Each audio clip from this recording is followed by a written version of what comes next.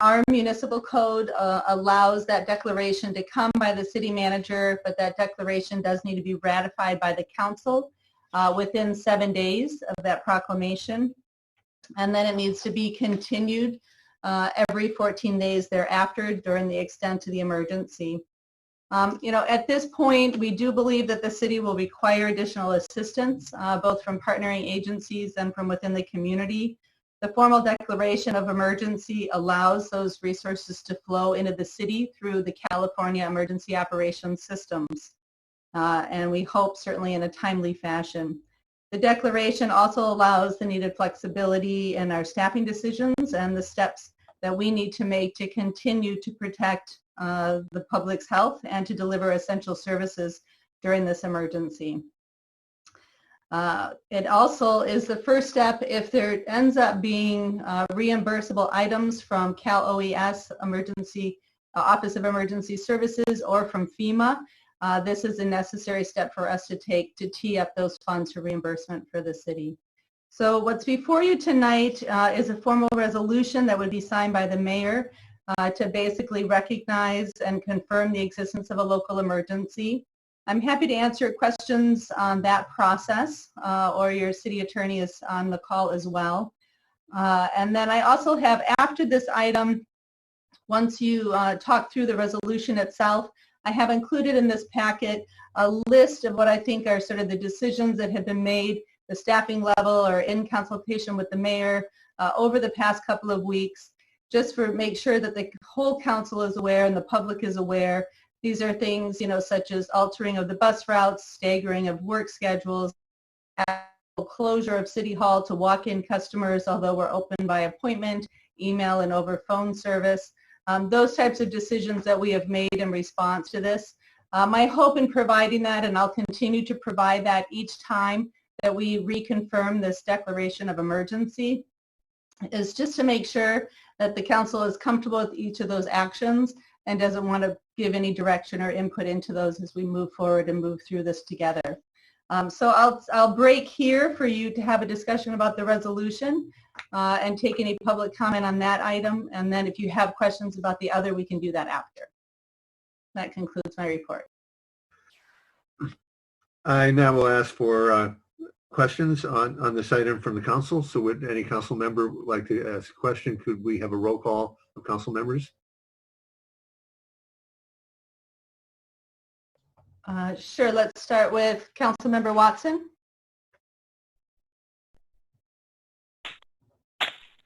I don't have any questions. I guess just one suggestion would be, or request would be, when I first saw this, I just had a lot of questions about what exactly it meant, just as far as powers given to the staff, and the city manager did do a fair amount of research and presented a lot of information to me that satiated my concern over it. And so, if in the future, when we have free time, if we could talk about putting something in our own, I don't know if it's in the something underneath, emergencies, and when we do a declaration that kind of outlines, even if it's just referring to the information at the state level that outlines extraordinary powers, I think that would be a good thing. End of my comments. Councilmember Pereira. I don't have any comments on the resolution. I support that. But I did have a comment about current actions. And so if it's something that the city is taking, so I'm willing to hold on those comments if we want to hold that for after discussing the resolution. Okay, Vice Mayor Patino. Yeah, I have no questions on the resolution. Thank you.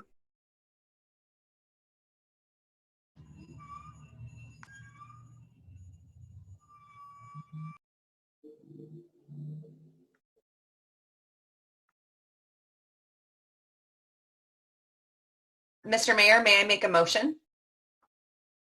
Yes, go ahead and make a motion. Okay, I will make a motion to adopt resolution number 190-65, a resolution of the City Council of the City of Arcata, confirming the existence of a local emergency and ratifying the City Manager, Director of Emergency Services proclamation of existence of a local emergency in response to the coronavirus COVID-19 dated March 21st, 2020. Second. Karen, do we have any comments from the public on this item that you could read? Yeah, Danielle will read those comments. I don't think they're about the proclamation, actually, so, but I'll double check. Danielle, do we have any comments specific to the proclamation or just about the actions taken later? We do. We have, for new business item A, for the resolution. This is for the resolution, correct? Yeah, go ahead and read them. Yes. We have some comments. The first comes from Jessica Smith. It reads, "My name is Jessica Smith. I am an Arcata resident, a board member with Affordable Homeless Housing Alternatives, AHHA, and the Executive Director for Humboldt Area Center for Harm Reduction, AHCHR. In response to COVID-19, AHHA recently sent a letter to Arcata City Council members, City Manager, and all other Humboldt County leaders requesting an emergency ordinance be passed that include the following 6 measures. 1, an immediate moratorium on rent increases, all evictions and foreclosures.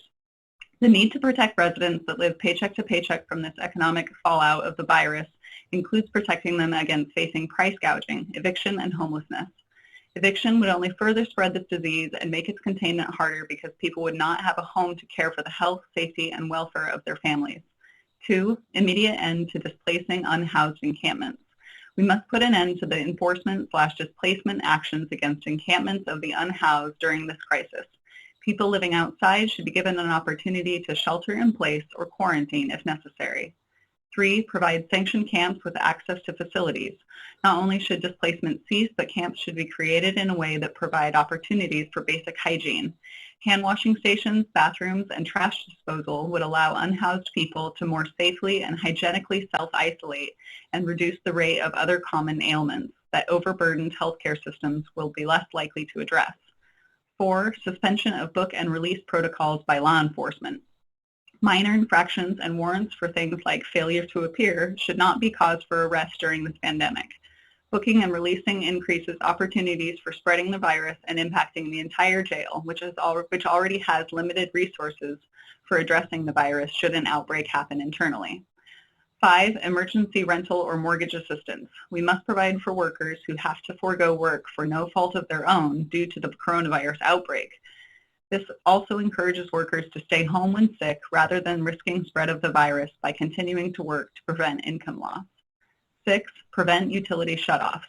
Widespread loss of income will also likely cause increased numbers of people to fall behind on bills and risk having their water, gas, electricity, and other basic utility services shut off. All public and private utilities doing business in the state should halt all utility shutoffs during this crisis. As a member of AHHA and Director of HACHR, I understand the pressing need to provide security and safety for our community members experiencing homelessness and housing insecurity. We appreciate the steps you have already taken to protect our community and ask that you continue to support the health and well-being of all residents by passing this emergency ordinance. The next comment comes from Jenna Bader. It reads, "Hello, my name is Jenna Bader. I am a board member of Affordable Homeless Housing Alternatives. I really appreciate what your office is doing to reduce the spread of COVID-19 for our housed community. I urge you to take immediate action to support our unhoused community at this time.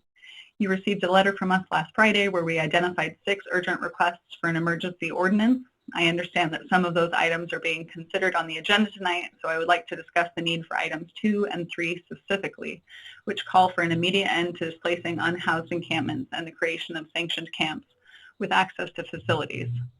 While the rest of the city is sheltering in place, remember that as of January 2019 point-in-time count, over 263 people in Arcata are unsheltered. Shelters are limiting beds to any new people at this time instead of opening them up to provide more services. Businesses that once provided restrooms for those living outside are now closed. These businesses provide water, restroom facilities, and momentary respite from the outdoors. The city must provide access to restroom and hygiene facilities now that these small businesses are not able to. Either meet people where they are by bringing facilities to them and allowing them to shelter in place, or provide a sanctioned camp with facilities available. The solution will legally allow our unhoused a place to stay, sheltered in place, have 6 feet of distance from each other, and access to the most basic human needs of a restroom, hand washing station, trash facilities, and most importantly, a safe, warm, and dry place to be while we all work through this health emergency together. If COVID-19 breaks out in this population, it will overwhelm our healthcare system, as so many are already struggling with underlying health conditions that make them even more vulnerable. Please consider an emergency ordinance following our 6 priorities, and don't leave out our most vulnerable population that desperately need your help. AHHA also has a proposal for an outdoor living center that would provide an immediate solution for up to 30 people and want to work with you to implement it. Thank you. And the final comment on this topic comes from Winchell Dillenbeck. It reads, my name is Winchell Dillenbeck. I am a board member of Affordable Homeless Housing Alternatives. I appreciate your efforts to reduce the spread of COVID-19. AHA recently sent a letter to the Arcata City Council members requesting an emergency ordinance be passed. These 3 measures deal with the prevention of creating more unhoused individuals and families. They include an immediate moratorium on rent increases, all evictions and foreclosures, emergency rental or mortgage assistance, prevent utility shutoffs. The second 3 measures deal with stopping the spread of COVID-19 among the homeless that could spread into the broader population. Immediate end to displacing unhoused encampments, provide sanctioned camps with access to facilities, suspension of book and release protocols. Shelters are now locked down, and the options for the unhoused are very limited. Restrooms, hygiene stations, and garbage facilities are extremely limited. If COVID-19 breaks out in this population, it could spread to the general public and overwhelm the healthcare system. While I appreciate the steps you have taken to provide the security and safety for our community members experiencing homelessness, I urge you to support our most vulnerable population and pass this emergency ordinance. Thank you. That's the end of the public comment on this item. Karen, could you comment on how current city policies and policies at the county level mesh with the requests that are being made in these letters, please? Sure. Not having it right in front of me, I will say that one of the actions that you'll see on the list of actions that we've taken is to stop water utility shutoffs. Tonight before you is a discussion that you'll have on rental eviction suspensions or restrictions associated with evictions. And we are right now, just on tonight's Tuesday night, the governor announced funds that would be coming to local counties to help serve our unsheltered and homeless population through COVID-19. So we are in communication with County Department of Health and Human Services about how those monies will roll out into the communities. We have added porta potties and hand washing stations at the community center and at Arcata House Partnerships Annex, and have really been trying just to see if there's other needs that Arcata House Partnership, as our primary partner in serving that population, has at this point. But we are really in the infancy of being able to see those monies. I mean, the money itself isn't here yet in Humboldt County, but we do hope to have an update for the council specific to that by your April 1st meeting, and hope to be able to have some additional strategies in place. The county has reserved a block of rooms in a hotel for if someone in the homeless population has symptoms and is awaiting test results, they will be sheltered at that period. And if that test comes back positive through that treatment period, they will also be sheltered in that block of hotel rooms and be provided meals. So certainly happy to have a further discussion, but those are some of the immediate steps that we've taken. Karen, could you please poll the members of the council to see if they have further comments or responses to the public comments that were submitted? Sure. Vice Mayor Patino? No more comment. Thank you. Councilmember Watson? Just my comments earlier, and if there's anyone disagreed that maybe we should update the language around our emergency declarations. And Councilmember Pereira? No, thank you, though. I have no further comments, so could you do a poll of the council members on the motion that has been made and seconded, please? Sure. Vice Mayor Patino? Yes. Councilmember Watson? Yeah. Councilmember Pereira? Aye. Mayor Winkler? Yes. Motion passes. Right. Next is item B, consider adopting urgency ordinance number 1532, adopting temporary restrictions on eviction of tenants due to non-payments of rent. May we start with a staff report from City Attorney Diamond? Thank you, Mr. Mayor, and good evening, council members and staff. This is based on the direction the council provided at its March 18th council meeting. I have prepared a draft urgency ordinance for your consideration, which would impose restrictions on tenant evictions due to the non-payment of rent during the COVID-19 emergency. It is an urgency ordinance, which means that you could adopt it tonight and it would become effective immediately. And that is based on a determination that you would be making through the ordinance adoption process that the immediate need to preserve the public health and safety exists, and therefore you are taking this action. I have in the proposed ordinance provided in section 1 findings and purposes that are intended to support the urgency finding that you need to make, and you are certainly welcome to revise those as you see fit. The council's authority to adopt an ordinance like this derives initially from the city's police powers, and the city's police powers are those that are initially conveyed from the California Constitution. The California courts have defined the contours of those powers. They are of necessity fluid and broad, but we also have as additional authorization for this particular urgency ordinance the governor's executive order, which was issued March 16, executive order N-28-20, in which he specifically suspended any state laws that would preempt or otherwise restrict the city's exercise of police powers if it chooses to restrict or limit the tenant evictions during this time of the COVID-19 emergency.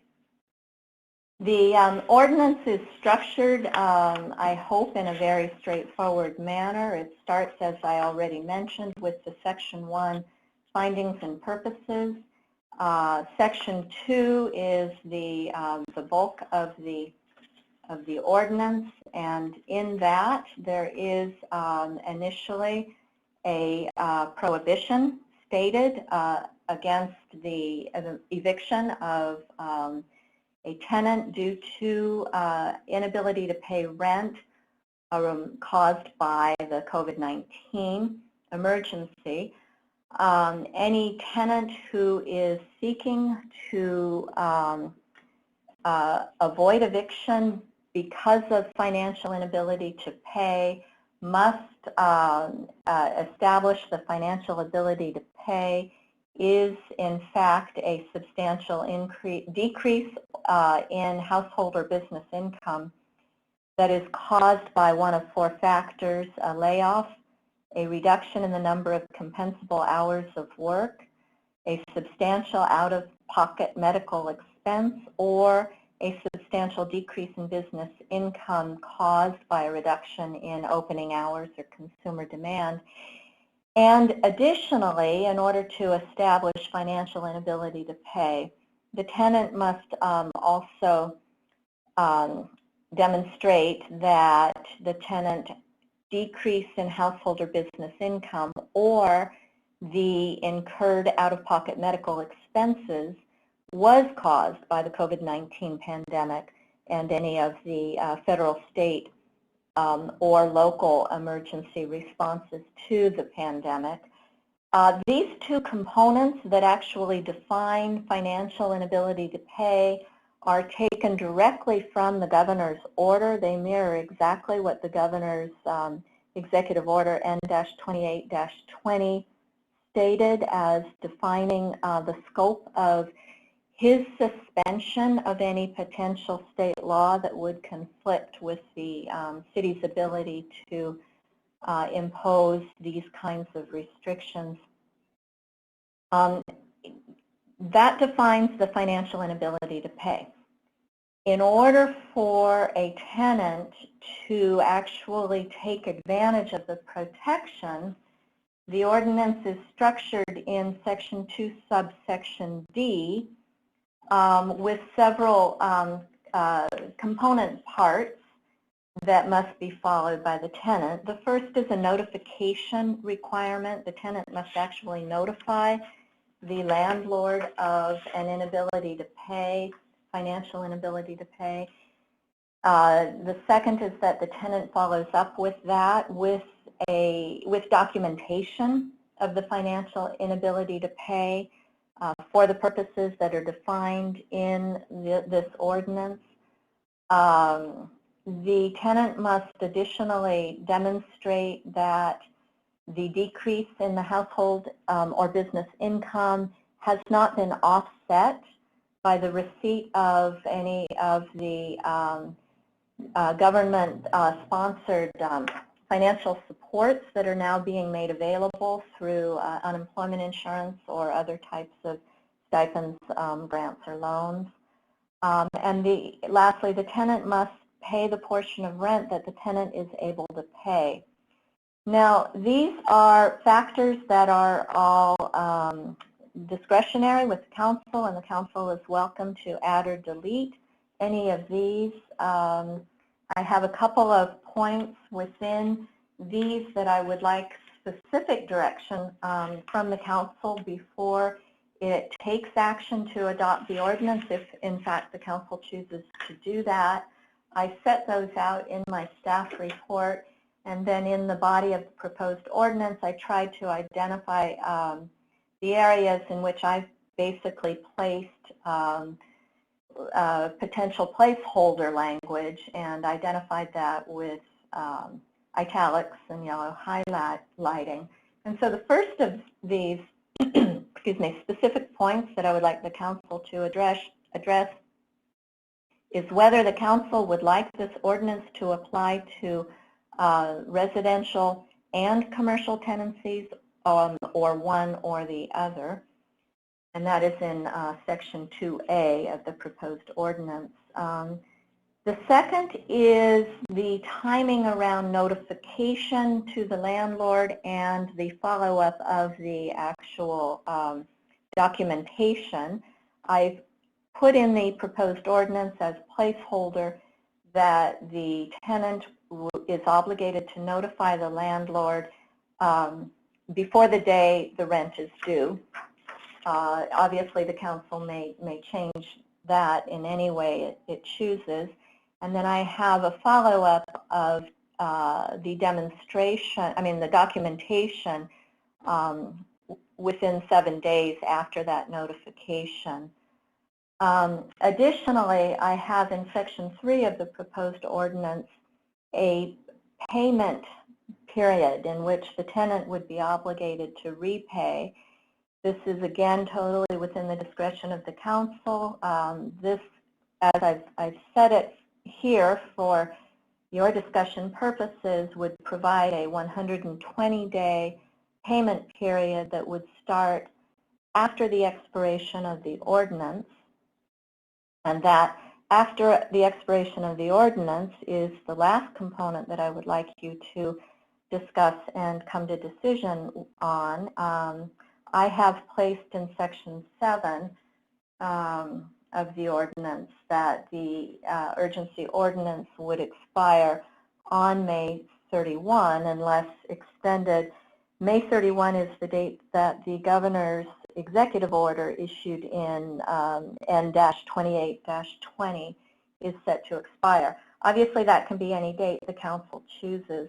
And again, as I said, anything in this ordinance is subject to the council's revision as it sees fit. So that concludes my staff report.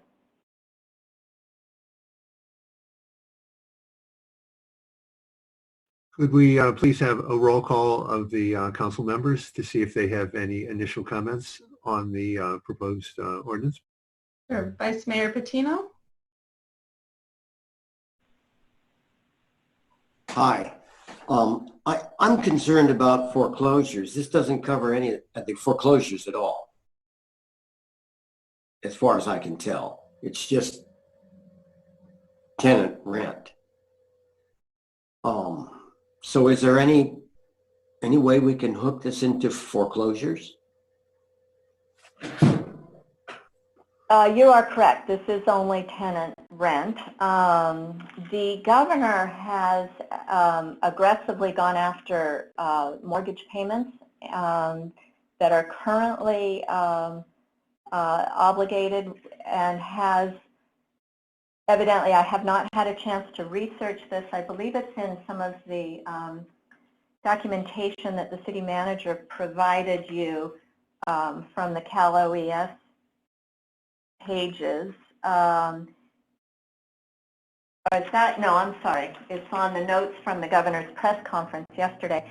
The governor announced a 90-day waiver for mortgage payments for those impacted by COVID-19 from banks, and to date, apparently 4 of the 5 largest institutions and all state chartered banks have agreed to honor 90-day waivers. The Bank of America is an exception and has committed to a 30-day waiver, not 90 days. Now, obviously, that is not all of the particular interests that could initiate a foreclosure, but I think it's the bulk of the commercial industry. Obviously, a private mortgage could initiate a foreclosure.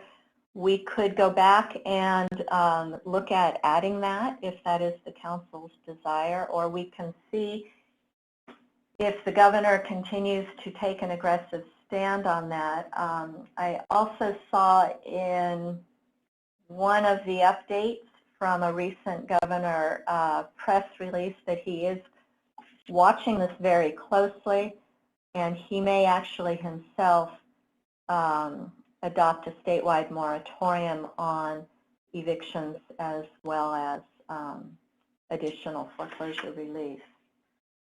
Thank you. I'm also concerned about mobile home space rent. Is that specifically covered in this? Yes, we've got David Loya on. Maybe David, you could address that.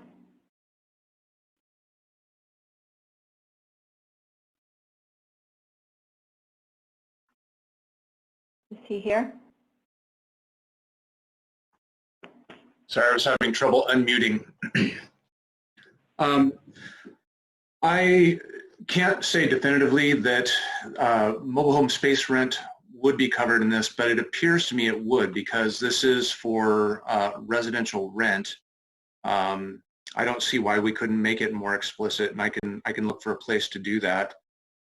Maybe in section 2A, this urgency ordinance applies to all residential tenants, including mobile home space rent.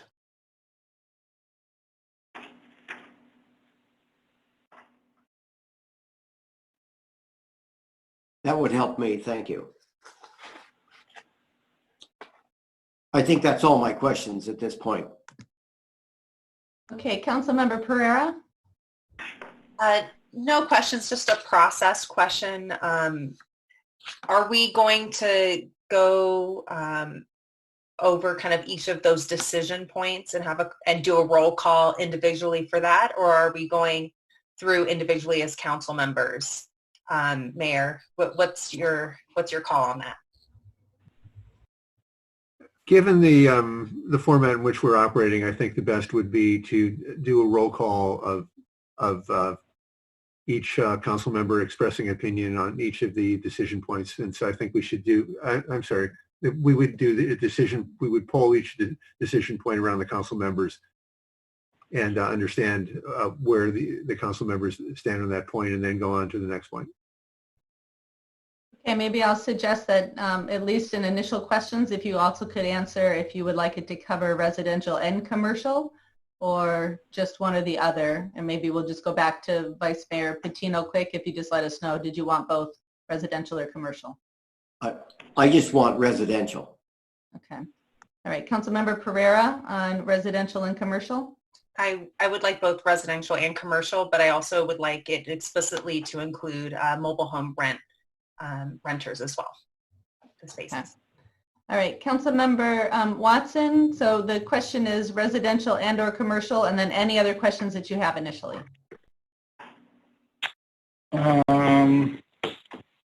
Yeah, I'm fine with both of those. And initially, I just know that there were potentially some other provisions the mayor was interested in, but I'll let him explain those himself. All right, and then Mayor, would you like residential and commercial? I would like residential and commercial. Okay, so there's 3 of you that would like both residential and commercial, and 1 that was residential only at this point.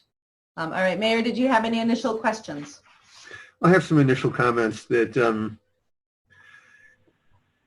in my mind, the ideal situation would be if the tenant could approach the landlord and attempt to make a good faith effort to reach a compromise with the landlord, if that's at all possible. So I would like, I'm suggesting making that a requirement. And the way I word this is tenant must first document that they have made a good faith effort to reach a compromise agreement with their landlord and have been unsuccessful in doing so. Let's see. Also, if before the crisis, if we set a firm date, if before the crisis that the landlord was already in the process, had already initiated an eviction process against the tenant, that this ordinance would not stop that process. Because if there were reasons the landlord felt that evictions should occur before there was any crisis. And also, if during the period of this, if the behavior of the tenant in respects other than non-payment of rent, such as being a danger to the property, being a danger to other tenants, or for other valid reasons separate from non-payment, that the landlord should be able to continue with that eviction process. And let's see. Also, that I wanted to be clear that at the end of the period specified by the council, that in order for the eviction restrictions to continue, there must be a positive majority vote by the council to continue the eviction restrictions.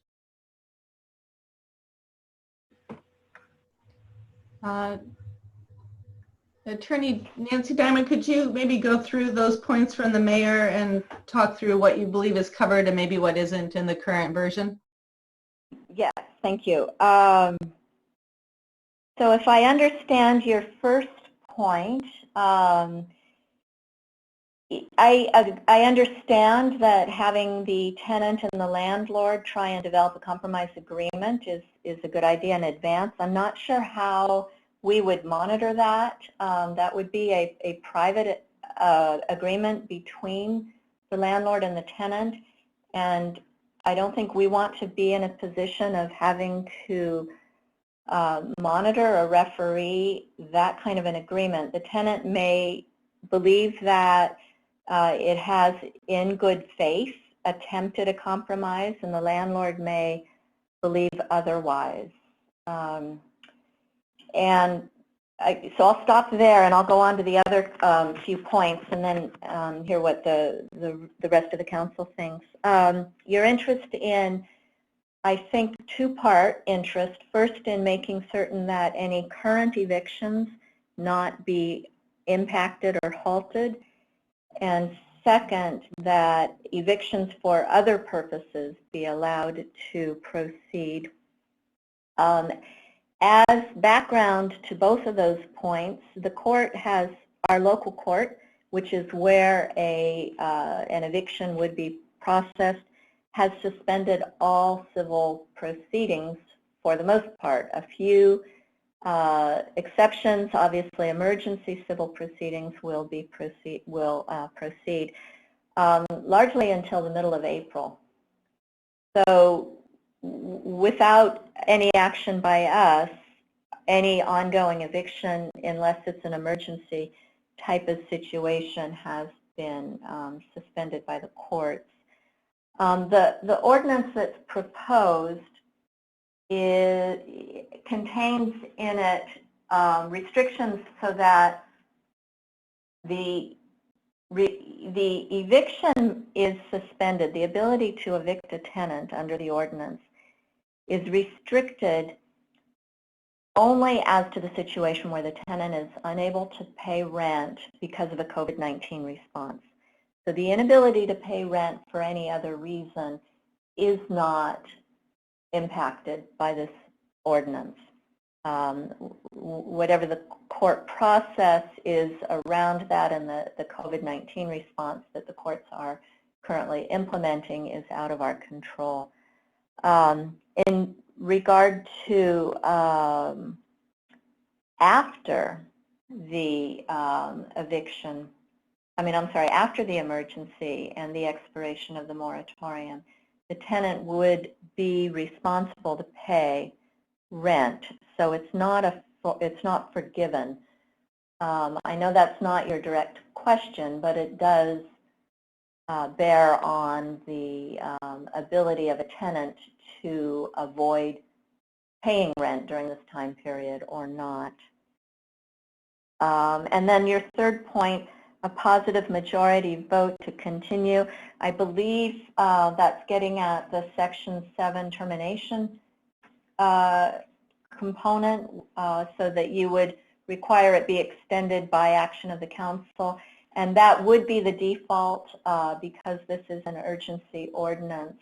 The council would take action to amend or extend the ordinance itself. So I don't know if, Michael, you want to respond first, or if you want to ask the other council members for responses, or if you have any other questions for me. I wanted to clarify point one, which would be that staff would be the judge of and so if the tenant or the landlord presented information that would demonstrate, if the tenant presented information that would show a good faith effort, it would be up to staff to judge whether the tenant had made a good faith effort. And so it would be a staff decision, as would this entire granting of restriction on eviction would be a staff decision to the application by a tenant, in my understanding, is the way I was thinking of point number one.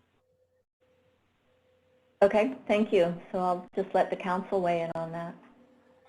All right, so could we poll the council members to see if they have comments on this? Okay, so let's start with Vice Mayor Patino. If you go ahead. Yeah. Who is going to be the judge of the paperwork? I mean, somebody says, "Hey, I can't make the rent. Here's my paperwork," and who do they? Who's the judge? I guess. I mean, the mediator between the landlord and the tenant. So it would be, actually, the way this is drafted, not the role of the city. the tenant would present the information to the landlord, and the landlord would say that is acceptable, or the landlord would say that is not acceptable and would proceed to evict. In which case then, the city has two potential courses of action. One, it could attempt to intervene in the eviction proceeding and argue that there is a violation of the ordinance, or it could seek to impose its ordinance against the landlord through the ordinary administrative or civil criminal process that the court that the city has for any ordinance violation. There is a third option, which is that the judge would be then in the eviction process would be making a determination even without the city's intervention in the action. Thank you. Paul, while we're going through, Vice Mayor Patino, do you have an opinion on the next item of discussion? And we'll go through each of them, of course, and the rest of you will have a chance to weigh in on the mayor's comments. But the two time frames that the city attorney has laid out, first is the tenant would need to notify the landlord 7 days prior to not paying the rent, and then would have, wait, is that wrong? Nancy, go ahead. Well, and this again can be set up however the council desires. What I have proposed is a two-step process. One is an informal notification to the landlord of a prospective inability to pay rent, and that would be then the second component followed up with the paperwork. Okay, so notice to the landlord, and then within 7 days producing documentation to that effect. Is that a Right. time frame that you support? Yeah, I'm okay with the before the rent is due to notify, and the 7 days after notification to provide documentation. And I also, you know, I'll pull my resistance to residential and commercial. Okay. Thank you. Okay. All right, Councilmember Pereira. I agree with Vice Mayor Patino about the timeline that's been proposed for both the notification in writing to the landlord and to the proof that will be provided to the landlord. And Councilmember Watson.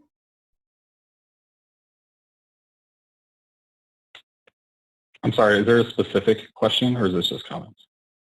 It is comments around the request of the mayor, and then adding one additional specific question from the city attorney, which is, are you comfortable with the tenant just making notification to the landlord prior to the rent being due that they'll be unable to make that payment, and then within 7 days providing that documentation, or would you like a different timeline around that? That sounds agreeable to me. And I'm still just kind of processing and formulating my thoughts on the mayor's comments. So maybe we can come back to me on that. Okay, so then Mayor, would you like to weigh in on the notification and the documentation within 7 days? I support those provisions. Okay. Do you have anything else you'd like to bring up? And then we can go through maybe the payment period. We might as well start with you. Any other comments right now, or the payment period being, you know, basically 3 months, 120 days from the expiration of the ordinance for the repayment period of the past due rent? Does that time frame, does that time frame support your ideas?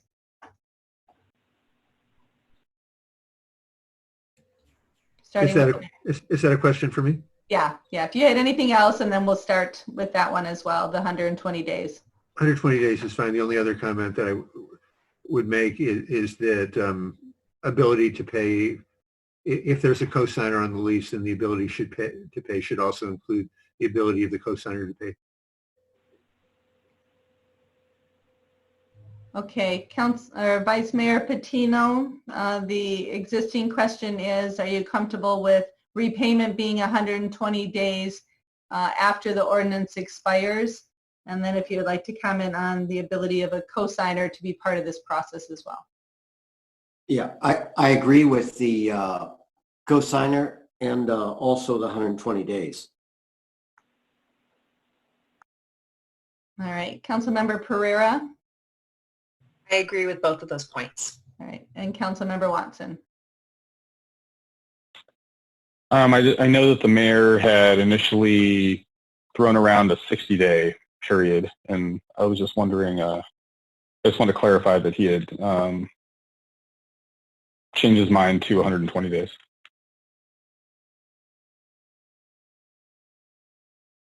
No, I'm sorry that, no, I would prefer the 60-day period.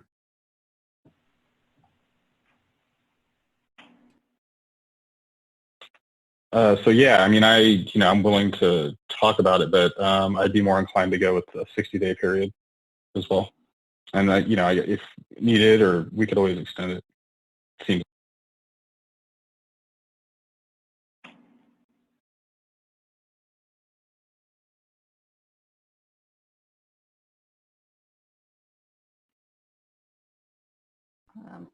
So would you like to go through, Nancy, what other questions do you have in terms of filling out?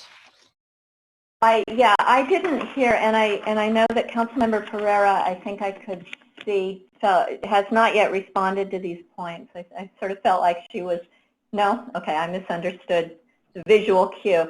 But I do want to hear from the other two, the next time you take a roll call from Councilmember Watson and Winkler about the mobile home, extending the ordinance not only to commercial and residential, but also the mobile home space rent, because I don't think either of them explicitly weighed in on that.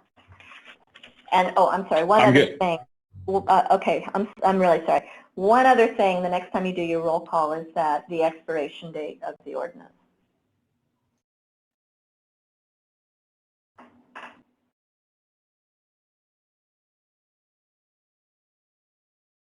Karen, you're muted. That is just absolutely not going to work. All right, so I was going to, why don't we start, Sophia, you're up.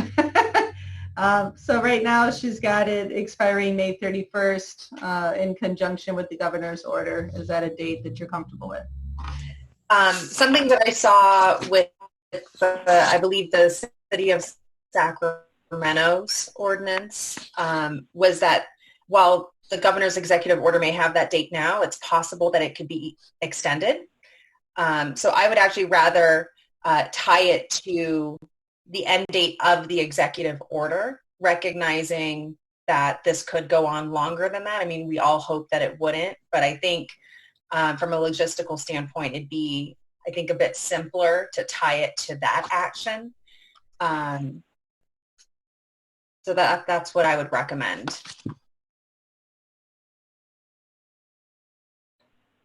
All right, Vice Mayor Patino.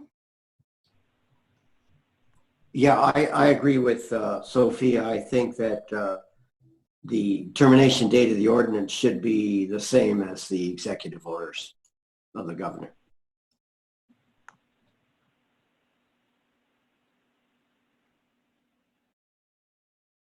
Karen's muted. Are you muted? Oh. Are you good? All right. Yeah, I'm good. Okay, Councilmember Watson. So the question is on the date of expiration, and then In the mobile homes. And mobile homes. So I'm yes on extending to mobile homes, and my question to Nancy is, if we do, 60 or 120 days requirement for the tenant to settle up with the landlord, how does that work with if, for example, the governor extends it to like August, that exceeds the 120 days? Would, let's just say in the 60-day example, they basically would be allowed to be 2 months behind? The ordinance as proposed reads that the payment period, the repayment period, doesn't start until the end of the ordinance, and so if the governor extends the executive order, then the 60 days or the 120. And we do need to go back through to the council, because right now I've got a 2-2 split on that number. But that time period doesn't run until the end of the order. Right now it's May 31. If it gets extended, it would be down the road.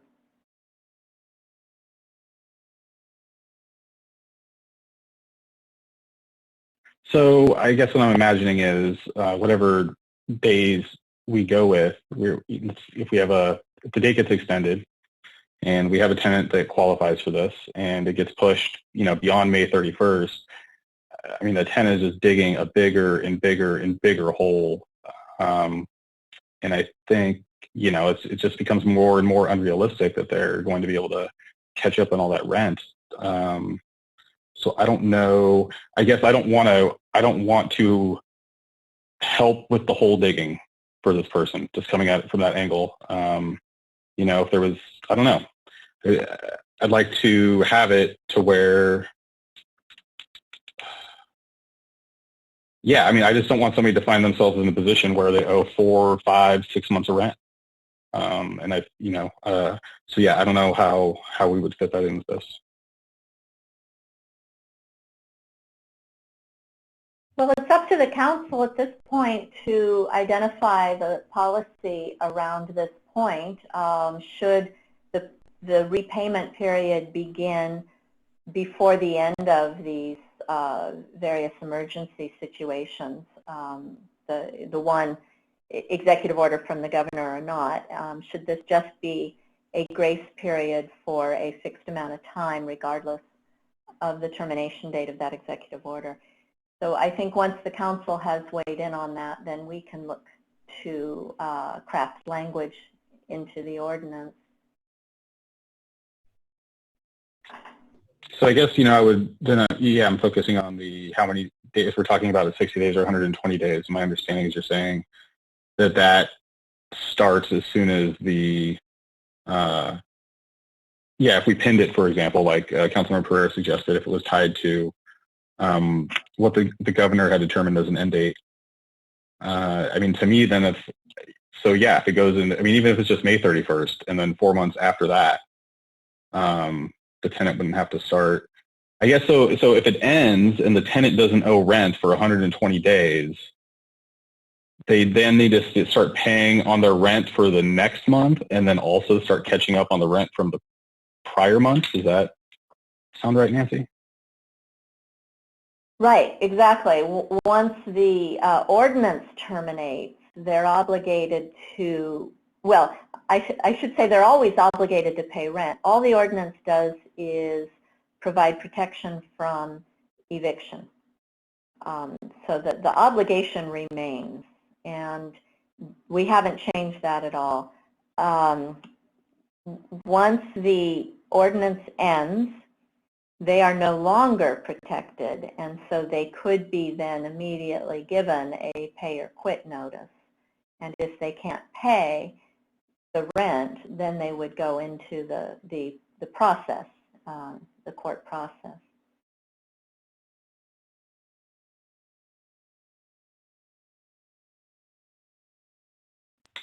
And I guess I'm just, I know one of the mayor's, or really maybe his main objective here was to make something that was balanced for both parties. And I guess I'm thinking of a scenario where a tenant owes 4 months rent and maybe more, and then they're just not able to pay it back. And we're in a sense creating a situation where, one, the tenant is not going to be able to catch up on so many months of rent, and then two, now the property owner is out, thousands of dollars per tenant that qualifies under this and decides not to, if they leave the area, they just can't do it, whatever it is. I don't know. I just feel like it's a long period of time that's going to create a larger financial burden, and the larger that burden is, the harder it's going to be for tenants to dig themselves out of it. So I don't know. I mean, I would almost lean, I guess I would still stick with 60 days just to try to minimize that time period and just try to create some, a little bit of pressure to get the payments going again. Okay, I'll just jump in. It looks like Vice Mayor Patino has something he'd like to say. Why don't we start with that? I know we do have quite a bit of public comment, and then I can tell you where I think we have agreement and where I think we need to come to agreement if you want to move forward with this item after that. I was thinking that on the 60 and 120 day prepayment period, that maybe we could come to an agreement so we could move on at 90 days. It's not the 120, but it's a little bit longer than the 60. So maybe Brett and Michael could support the 90 day.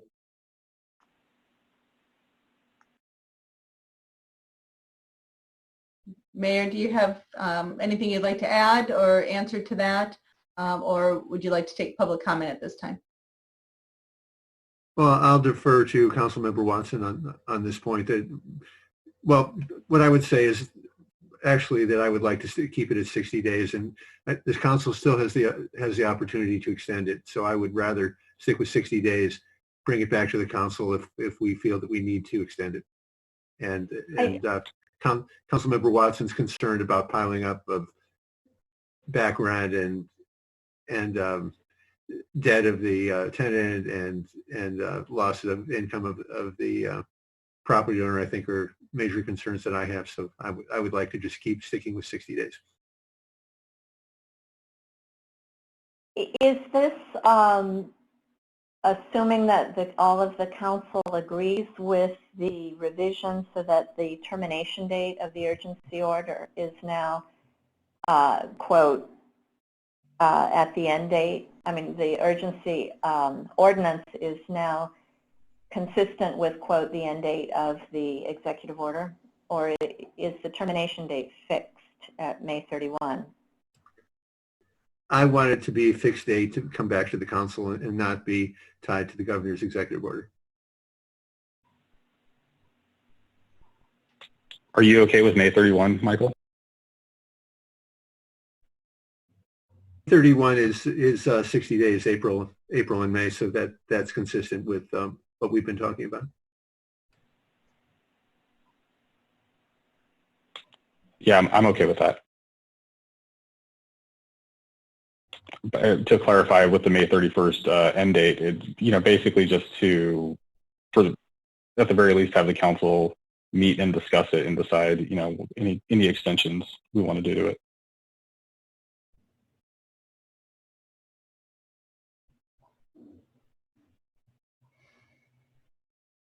I have a question on the 120-day payment period. How do we change that? I mean, it seems like if we set it at 60 or 120 days, it's fixed. I'm hearing Michael say we can come back and change that, but I'm not sure that that's true. So if I can try to clarify, I think there's three different parts to this equation. One is, when does the urgency ordinance terminate? Is it going to terminate on a fixed date, subject to extension of the council? Is it going to terminate on the date the executive order of the governor terminates? Right now we know what that is, but it may be extended. That's question one. Question two is, if there is going to be a prepayment period that the council chooses to establish, should that, number two part of my three-part test question is, does that start when the ordinance ends, or does that start at a different time? And then the third question is, how long is that period? From whenever it starts, is it going to be 60 days or 120 days? So there's three different parts of this question that have been kind of combined in your discussion. I think everybody is on board with starting the prepayment period when the ordinance ends, but I don't hear consensus in when the ordinance ends, and then I don't hear consensus on how long the time period should be when the ordinance does end. Now, I am maybe misunderstanding, and maybe there isn't even consensus on when the prepayment period should begin.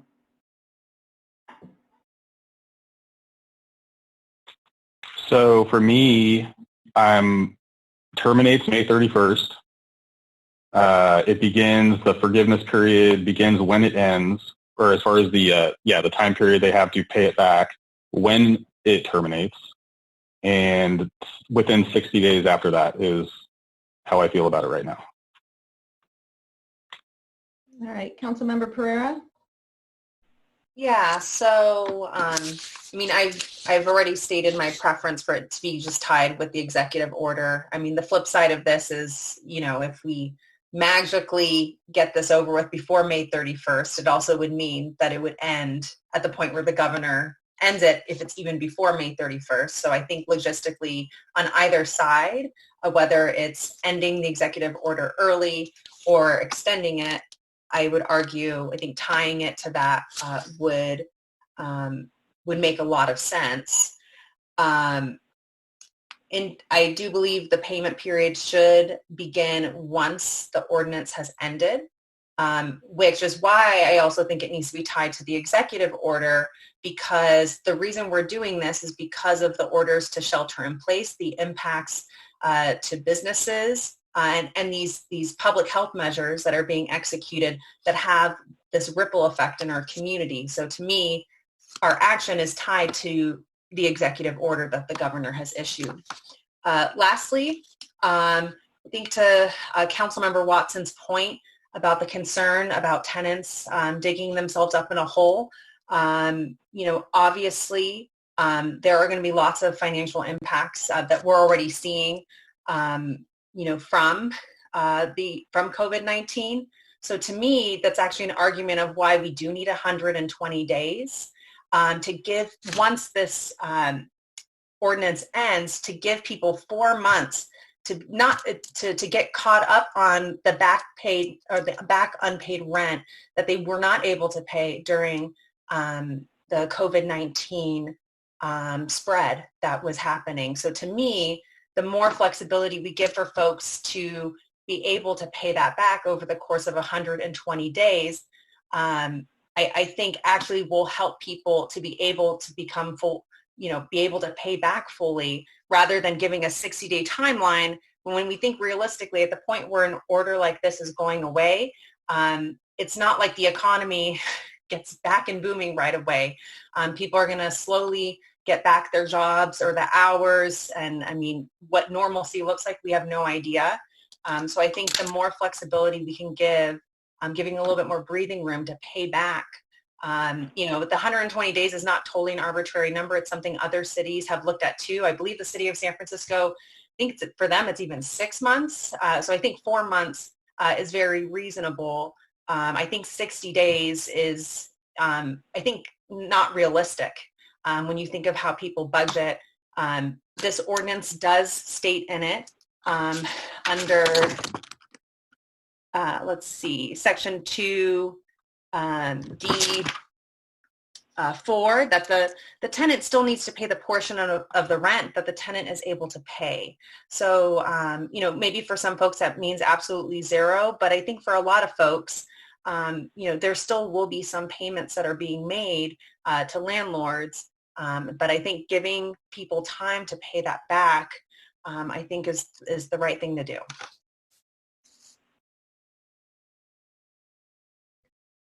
All right, are there any other council comments at this point, or would you like me to open for public comment? I'd like to say that I agree completely with Sophia's logic and the time of 120 days, and that the date should coincide with the governor's orders, governor's termination date. Thank you. Yeah, and I'll just, go sorry. ahead, Michael. Oh, Go ahead. so far, none of the council members have responded to my suggestion that the tenant needs to demonstrate a good faith effort to go to work out a settlement with the landlord, because I think that's an important point, and it's preferable to having it imposed by us as the legislative body. So I would appreciate if other council members would weigh in on that point. I agree that they should be able to produce something showing they're making a good faith effort.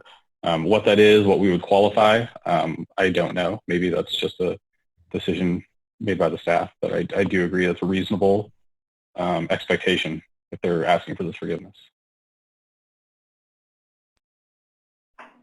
You know, for me, one of the common complaints that I have from tenants is that they call the property management, they call their landlord, they're not responded to. So my concern is that the tenant can make a good faith effort and still not be able to contact them. And who makes the determination that they did or didn't make the good faith effort? I think we have to believe that them giving notification before the rent is due is sufficient as far as I'm concerned.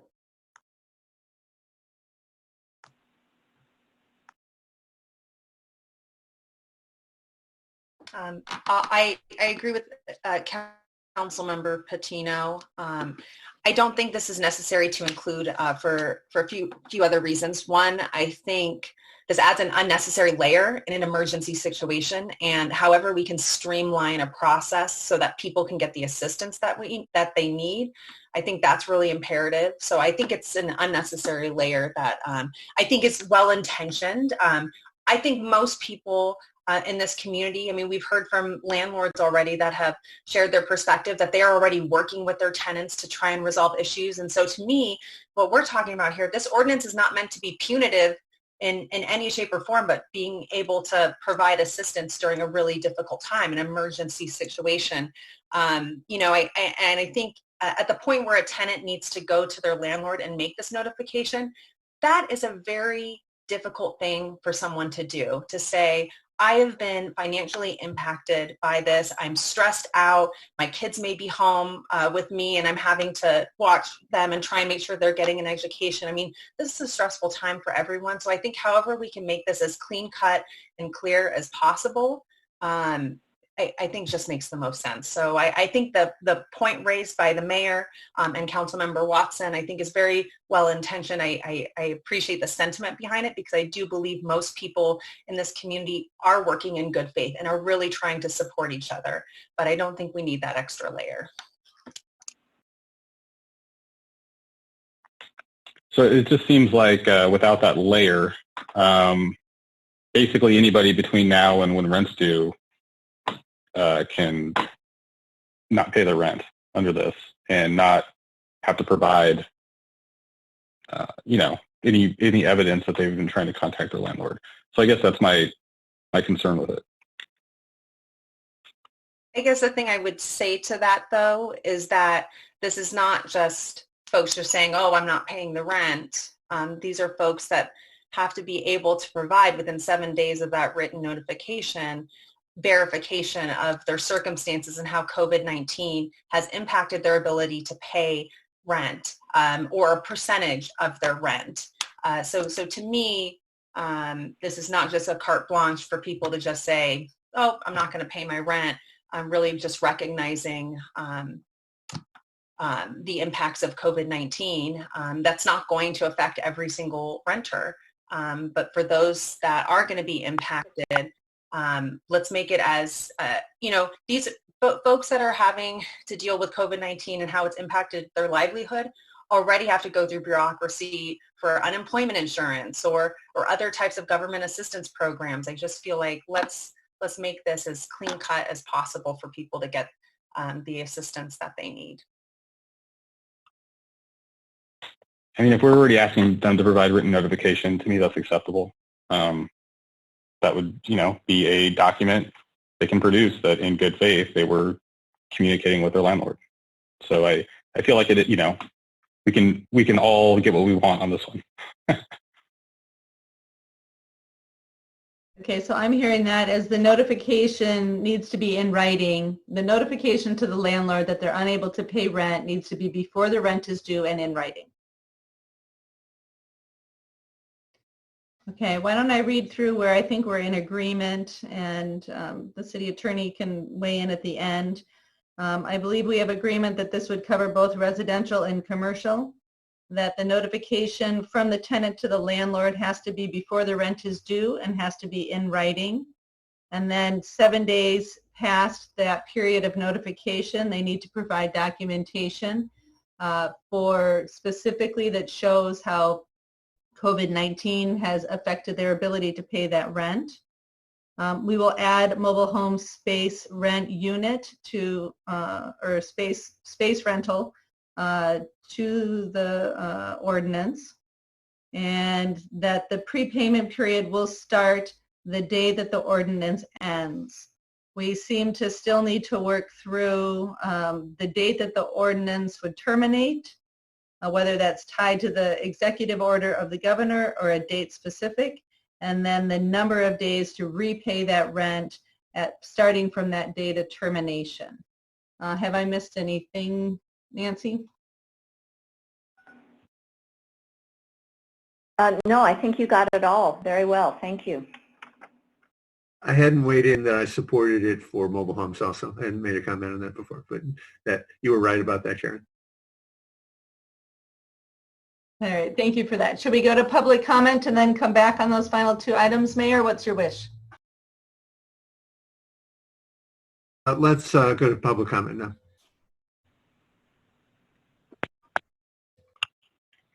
Okay, we do have quite a bit of public comment on this topic, so I'm just going to remind that there's a 3-minute limit, so I'm going to try to adhere to that as best I can. The first comment comes from Denise Ziegler. It reads, can they hear me? Am I audible? Yep, we can hear you, Danielle. Okay, yeah. Sorry about that. Okay, so the first comment reads, so besides stamping all over private property rights, is the city going to do their part and not turn off water sewer for non-payment? Are our garbage cans, I was told by the city they are a quasi-city service, going to still get picked up when we can't pay? Is the city going to be paying the mortgages of properties where the tenants don't have to pay rent in order to keep the property owner from foreclosure or filing bankruptcy? Need to know in case of class action lawsuits. Thank you, Denise Ziegler, homeowner. The next comment comes from Linda and Jan Dirksen, as well as Lynn Matthews, Mary Ella Anderson. These are all mobile homeowners, as well as Hillary Mosher, Regional Manager of Golden State Manufactured Homeowners League. It reads, hello, City Council members. We want to submit a public comment on urgency ordinance number 1532, adopting temporary restrictions of the eviction of tenants due to non-payment of rent. Please make certain that the proposed Arcata Ordinance 1532 applies to mobile home residents in all of Arcata's mobile home parks. As you know, although we own our homes, we are also tenants because we rent land where our mobile homes are located. The San Jose moratorium on eviction specifically includes mobile homes, and a hyperlink is provided. Begin quote. The San Jose City Council has enacted a temporary eviction moratorium in response to the COVID-19 pandemic. The moratorium is in effect through April 17th, and the City Council may extend it. Here is a fact sheet about the moratorium in 3 languages. Here is information landlords need to know about the moratorium. Here is the official emergency ordinance that put the moratorium into effect. The moratorium applies to all residential properties in San Jose, including single-family homes, rooms rented in single-family homes, duplexes, condominiums, income-restricted apartments, i.e. affordable housing, rent-stabilized apartments, market-rate apartments, and mobile homes. Please note the moratorium only applies to residential evictions for non-payment of rent due to impacts of COVID-19 outbreak. There is no moratorium on lawful evictions or other just causes, end quote. Arcata City Council members, please ensure that the Arcata's Eviction Ordinance 1532 specifically includes mobile homes that are located in Arcata mobile home parks. Thank you. The next comment comes from Chris Chadwick. It reads, Please take into consideration the written proposal provided to the Council via email earlier today with specific recommended changes to the ordinance. In regards to the budget fiscal impact section of the staff report, I find it ironic that the cost to the city or any government agency is $0 when the residential landlords of Arcata will be exposed to up to $10 million if the ordinance is passed as proposed, and another $5 million each month, additional month, if extended beyond 60 days. Please see charts below. The exposure for me is $20,000 as written and an additional $10,000 for each 30-day extension with no payments due for 6 months. Please see the charts below. This is in light of almost every other business type has access to grants, tax forgiveness, and low-cost loans. Most working people will be paid unemployment insurance. Landlords do not qualify any business relief, and most individual landlords will not even qualify for unemployment insurance. My bank will work with the landlords for 60 days before they apply the screws. This is a huge gap between the ordinance and the landlord's bank to fill. My complaint is not that you are asking us to have compassion and help tenants. The issue is potentially requiring landlords to extend credit for a minimum of 6 months to tenants while no one is supporting the landlord. Furthermore, no one seems to understand and or care how much impact this ordinance can have on landlords. As written, this ordinance has the strong possibility of bankrupting landlords and putting some of them out of their homes. This type of ordinance is short-sighted and fundamentally flawed. If adopted as written, the results will simply kick the can down the road. When this ordinance ends, most of the tenants will not be able to pay the rent, the past due rent. The landlords will be in the same place they would have been without an ordinance. We will have to sit down with the tenants and work out an agreement to forgive part of and up to all of the past due rent on a case-by-case basis. Smart landlords will understand it is often best to keep a tenant in your building even if they can only pay a portion of the rent going forward. This is especially true in a down market. The key to success is keeping the communication open and honest. The landlord and tenant bad actors and go back to poor behavior. In many cases with student tenants, they will move out on a school year end and have no incentive to ever pay the past due rent since former tenants no longer need anything from the landlord that is carrying the debt. I've written and spoke with multiple public servants. I proposed some new ideas to help support the landlords while they are supporting tenants. Some people were sympathetic to my concerns, but none appeared willing to be creative and investigative ways to share some landlords' exposure. The city is potentially mandating landlords to become banks to loan money to many people that are not worth of this amount of credit. He submits additional comments. If tenant does not notify as prescribed, what are the consequences? I am a landlord. My bank will defer 60 days for me. At this point, I need to become current with all payments. Please recognize the city's proposal as written requires the landlord to carry debt for a minimum of 180 days. The cosigner is part of the proof of hardship. How do you view the cosigner? Does the council recognize, as written, the eviction freeze is 60 days with payment due 120 days after the end of the freeze? In other words, 6 months. And the next comment comes from Nezzy Wade. It reads, hello, council and staff. My name is Nezzy Wade, board president for AHHA, Affordable Homeless Housing Alternatives. I am involved with a number of formal organizations here in Humboldt that focus on housing issues from funding to varying programs and services and developments related to an alternative affordable options for those experiencing homelessness, such as legal places to camp and parking programs, as well as micro-house villages. My comment regarding agenda item 3B is noted below. Governor Newsom issued an executive order that allows cities and counties to stop landlords from evicting tenants who miss their next payment if local governments want to do so. I am encouraging the City Council to want to do it and to do it. Adopt urgency Ordinance 1532. Make it a reality for the community. I agree with many tenants' rights groups who feel the governor's order did not go far enough and that we need a statewide ban, which would make it possible for low-income renters to have the ability to shelter in place and self-quarantine and take the measures needed to protect themselves and their families rather than being forced out of the very homes we ask them to take refuge in. We do not need any more people displaced or on the streets. Thank you and wishes of wellness to you all. Nancy Wade also submitted an additional comment. I really dislike placing many restrictions on being able to meet the eligibility requirements for not being evicted from one's residence for COVID-19. The ordinance is needed, but is very constrictive, narrowly beneficial. Placing so many restrictions on one's ability to obtain the benefit intended to relieve those renters affected by lack of ability to pay rent due to the impacts of COVID-19. These are really big hoops to jump through for many people in 60 days. We need to give people some time to recover. Some will recover quickly, but keep in mind that the poor pay more always. They need more time to recover from loss of income and the loss of ability to recoup income and other losses, which could even be for the repossession of furniture for some. The month of May seems like a very narrow window in which to be able to do this, just with the notion of processing the documentation that will be needed. Will staff have the understanding that it is needed to handle these decisions relative to poverty and diversity of circumstances? 120 days, even 4 months, is going to create conditions that will result in displacement.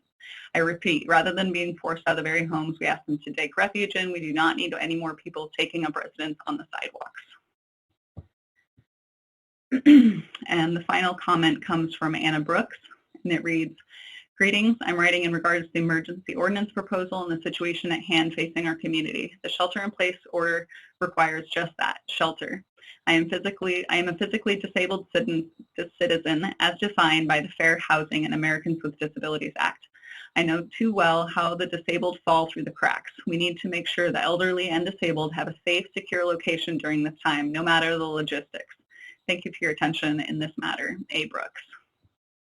And that concludes public comment.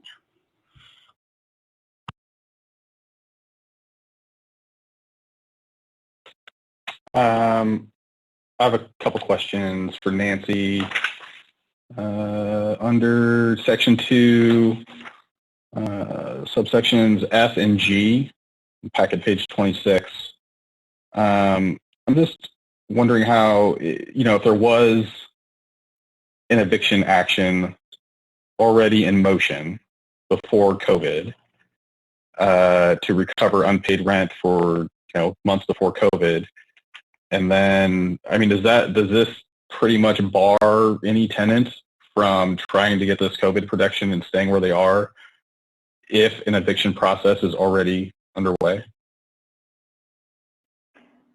I think under subsection F of Section 2, I think that's correct. If there's an eviction process already underway, that is outside the scope of what is intended here. This would be a new eviction process. Under subsection B, nothing is intended to relieve the tenant of liability for unpaid rent after expiration of the ordinance. That has to do with various remedies that a landlord has. Both F and G do get back to Councilmember Winkler's questions about the ordinance, but a landlord has different types of remedies available for non-payment of rent. One is eviction, and another is to just simply sue to collect the unpaid rent with interest, however the lease is established. And so G provides, addresses that. It provides the two components that the tenant is still going to have to pay the rent at some point, that may still be liable to pay whatever interest is accruing on that rent, and none of that is deferred. I'm not sure that exactly answers your question, but it does provide a little bit of explanation about those two sections. Yeah, and I guess what I'm wondering is, F says is not intended, and then G says is intended. Is that strong enough language? Oh, and I wonder if that's a typo. Let me see. Give me a second here. Yeah, they look like they're used correctly to me in both instances. I'm just wondering, should it say shall, or if you believe it intended is?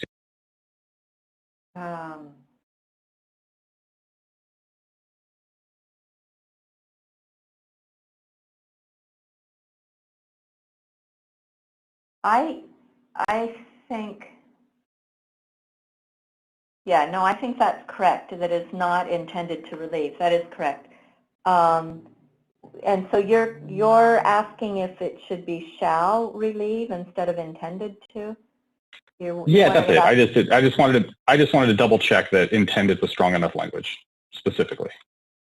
Actually, I picked that up from the governor's executive order, I believe, or let me see, what does the governor say? The governor uses the word shall. There you go. In answer to your suggestion, the governor says nothing in this order shall relieve a tenant of the obligation to pay rent. So we could say, and that, I'm sorry, there's more to that language. I was just reading that one section. So we could amend G if the rest of the council is agreeable to say nothing in this ordinance shall relieve the tenant of liability for the unpaid rent after expiration of this ordinance. Yeah, I'd be happy with that. And then I'm just wondering on F, should it also say the ordinance shall not stay, toll, or otherwise impact? We could.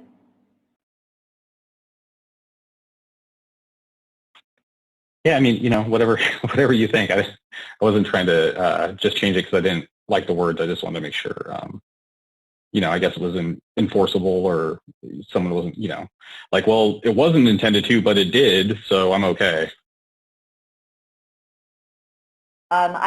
It's up to the council. I can go either way with both of these changes.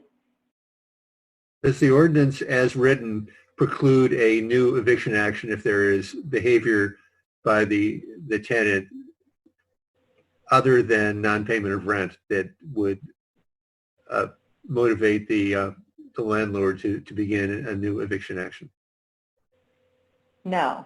As written, the only protection is non-payment due to financial inability to pay rent arising from the COVID-19 emergency.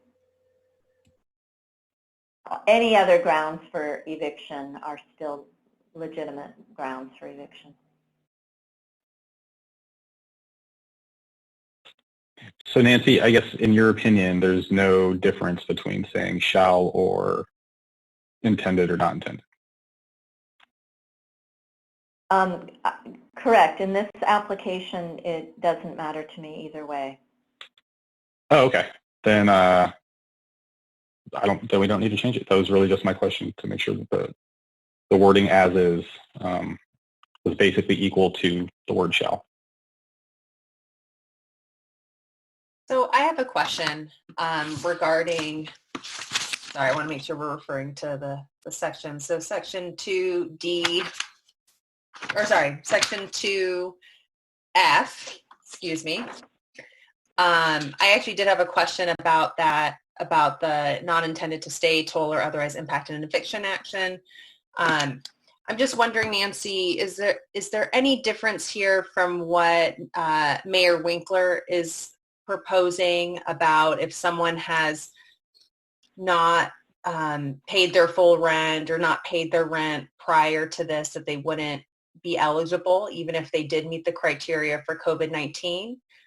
I'm just curious, because I guess on some level they could be different because someone could not have paid rent prior and not be current on their rent, but the landlord has not initiated an eviction process yet. Right. So subsection F is specific to an eviction action that already exists. It's not just simply the right to an eviction action, but because it says an action to recover unpaid rent, it means that we have one in process. A partial having partially paid rent is we're not eliminating the protections that a tenant would get if the tenant is unable to pay the remainder of the rent because of COVID-19. So if they've paid 50% up until this week and then now they can't pay any amount, the protections for eviction, from eviction, would go into effect. Okay, thank you. That is something I do want to talk about. I know Mayor Winkler, that is something you wanted us to weigh in on, was that particular recommendation. I'm happy to wait on discussing that, but if now's an appropriate time, I would be happy to share my thoughts. I'm getting a nod from from Karen, because maybe we are at a stage where I guess like have all the other questions for the most part been answered then? It sounds like it. I know we have some disagreements we still need to sort on out. the two, yeah, we have two pieces, I think, really of disagreement, and then the topic that you're talking about now. So why don't we try to get through this one? And then. So we'll add a third disagreement, I guess, to the list, because why not?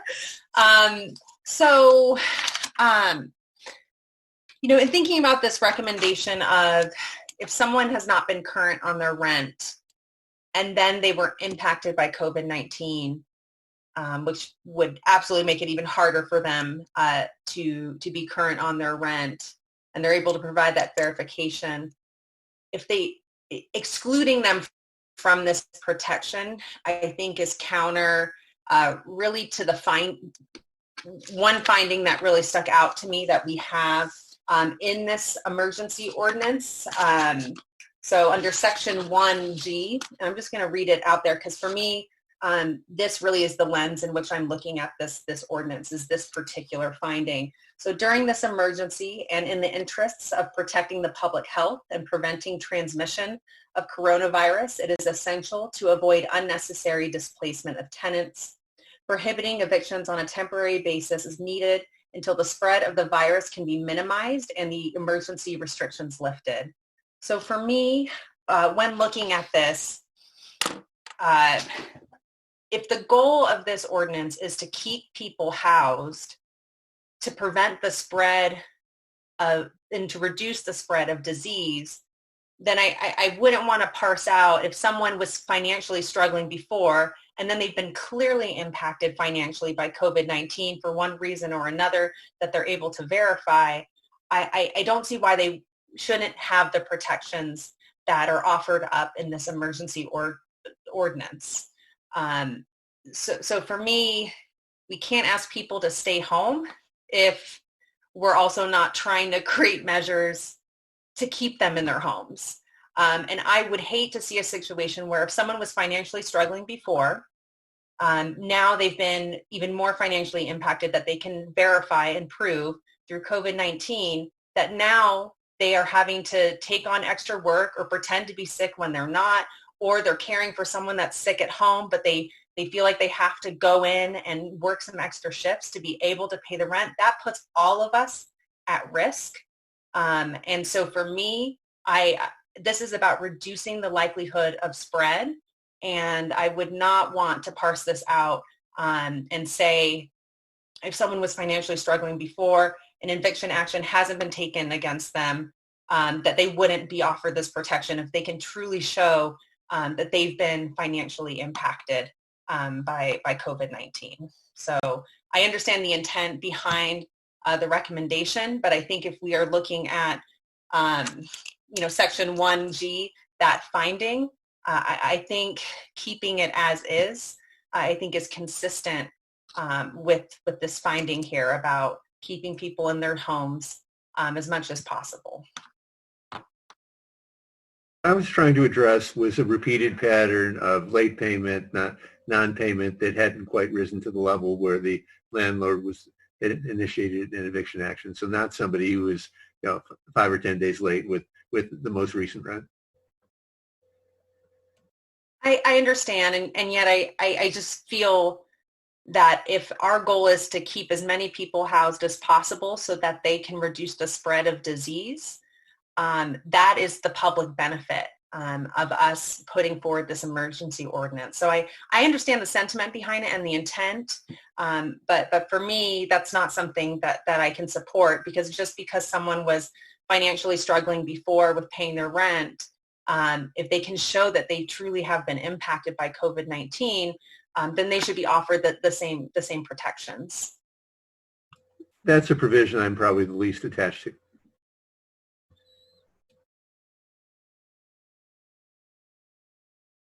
Councilmember Pereira, did you want to weigh in on whether or not we try to wrap in the co-signer's ability to pay? I think that we've heard from the other three that support that. Yeah, I'm sorry. I thought I did say that I support that as well. I mean, that's what a co-signer is for. When my mom was a co-signer for me, she knew. She would have been on the hook too. So I get that, but then that also recognizes that, right, co-signers also may not be in a good financial position either, but I think that's absolutely reasonable. Okay, so Mayor, we still have, I think, the two components being the date of the ordinance termination, either with the governor's executive order or on a specific date. Do we want to start with that one? And I guess anyone can jump in if they have thoughts. Well, I would like to have us maintain control and deal with the specific, there are specific local conditions, and I would like to retain the authority within the council to decide on the local conditions and need to come back and make a specific extension rather than default to what the governor does on this. I agree with Michael.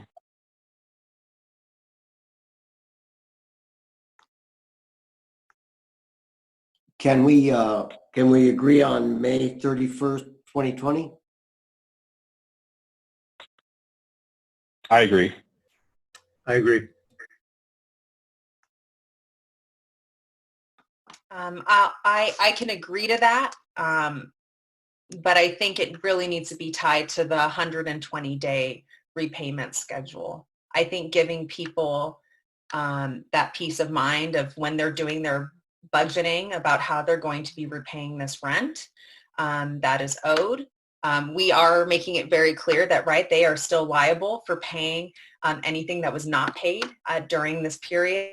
And I think to Councilmember Watson's point about being concerned about people being in a financial difficulty, I think we come to different conclusions about the timeline, but for me, it's an argument for why we need to provide some more time for them to budget, be able to get back on their feet, and to be able to make these repayments to their landlord. So for me, the really key thing is the 120-day repayment period. The May 31st, right now it does line up with the governor's executive order. I'm not going to fall on my sword for that. But I think the repayment period, I think, is what's going to be most impactful to the people that are going to be covered under this ordinance.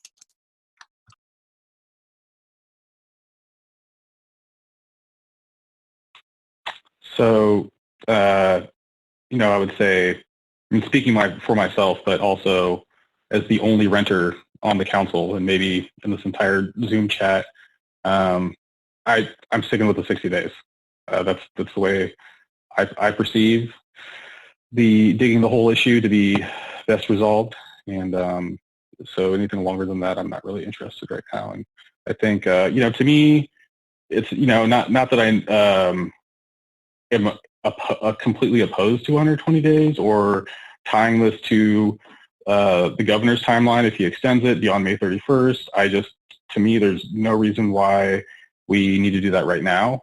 This is something I'm sure we're going to be talking about a lot over the next couple months, and it seems relatively low threshold to just extend it as needed. I agree that, as I said, that both on the date for this to end, to expire, and for the repayment period, I think it's something that we can revisit. So I agree with Councilmember Watson on this.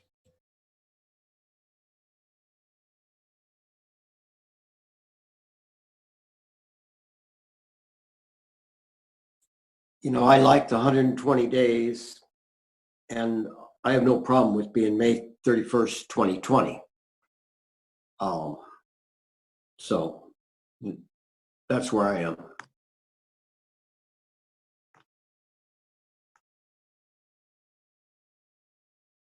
So, it seems like we're at a standstill. It seems like we have agreement on May 31st, 2020, which is great that we have agreement on that. Obviously, the sticking point is the repayment period. Vice Mayor Patino, you did bring up earlier in this conversation for us to entertain 90 days. I think 2 months is too quick of a turnaround, but to me, I mean, 90 days is better than 60 days. And so if that is something where we can get agreement, I want to echo that recommendation that was brought up earlier and see if there's agreement from at least one of our other colleagues on that point. I could support. So oh, go ahead. Okay. Never mind. 90 days is it. Okay, I can support that. Thank you, Mayor. All right, do we want, I can go ahead and just read, or if somebody wants to try their hand at a motion.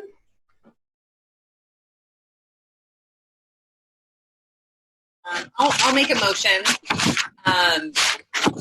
Goodness, I'm going through the staff report. Okay. So I will make a motion to adopt. Oh, actually, I'm so sorry. Nancy, I have one more question for you. Oh, good, because I also want to double back on the issue you raised before. Oh, that's the section. What was section the F? Oh, section it was, F. yeah, and I think that you and Michael agree to take that out, and I wanted to just make sure that there's at least one more vote to take it out. Can you repeat that, please, Nancy? Subsection 2F was Sophia's policy question around tenants that have not been able to make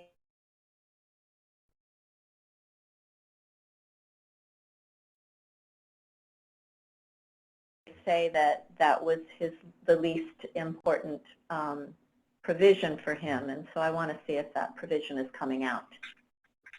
But that's basically unpaid rent before the virus. So we would basically be saying it's not intended to recover that.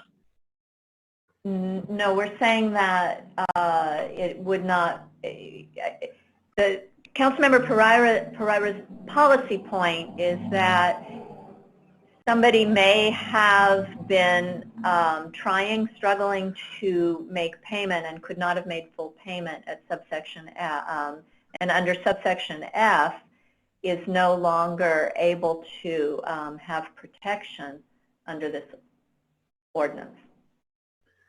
Yeah. So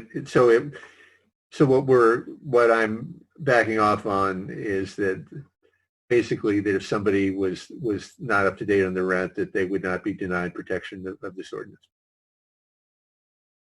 Right. I'll agree with that, to remove it. Okay, thank you. I agree with that too.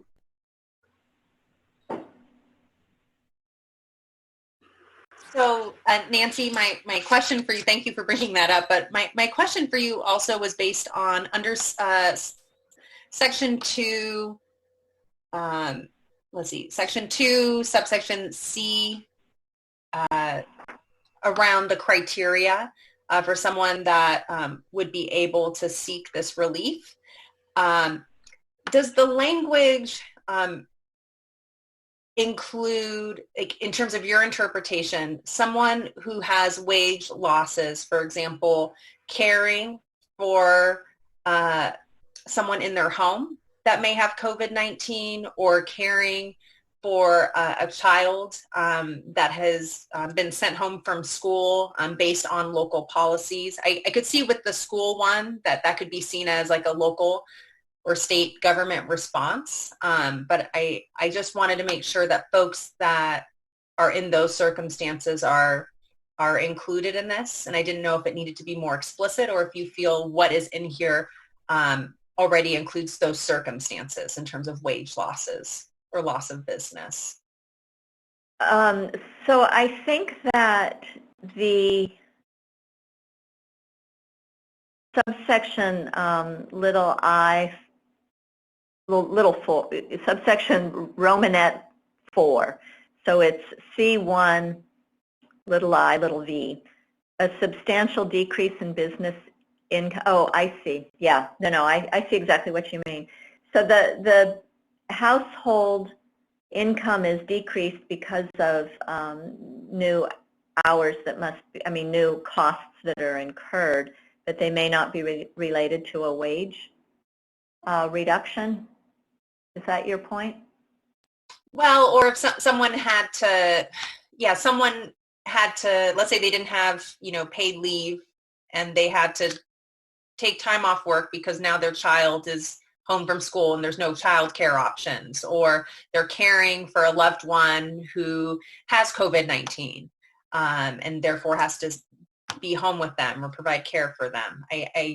I've seen that in other ordinances, that's been addressed, at least not necessarily in the language I've seen in the ordinance, but shown in the fact sheets that describe who is covered. And I'm just not sure if those circumstances are included in this ordinance, or if we need to be more explicit about that, because we know that, I think we all know folks that have had to take unpaid leave, or their business has been impacted because now they're home, with their kids because there's no school.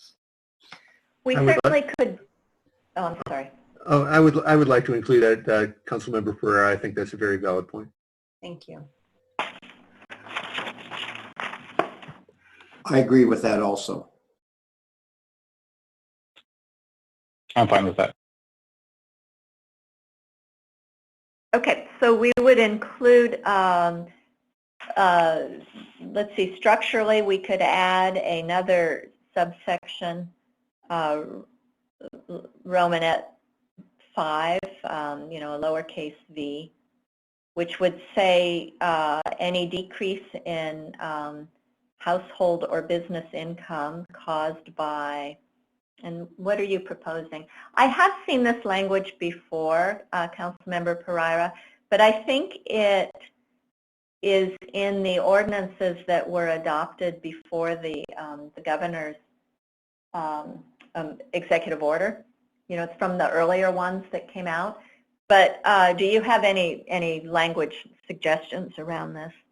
Let me see, just looking at my notes that I wrote earlier, let's see, using a reduction or a substantial decrease in, a substantial decrease in household or business income caused by, and then this would be Roman numeral 5, caring for a child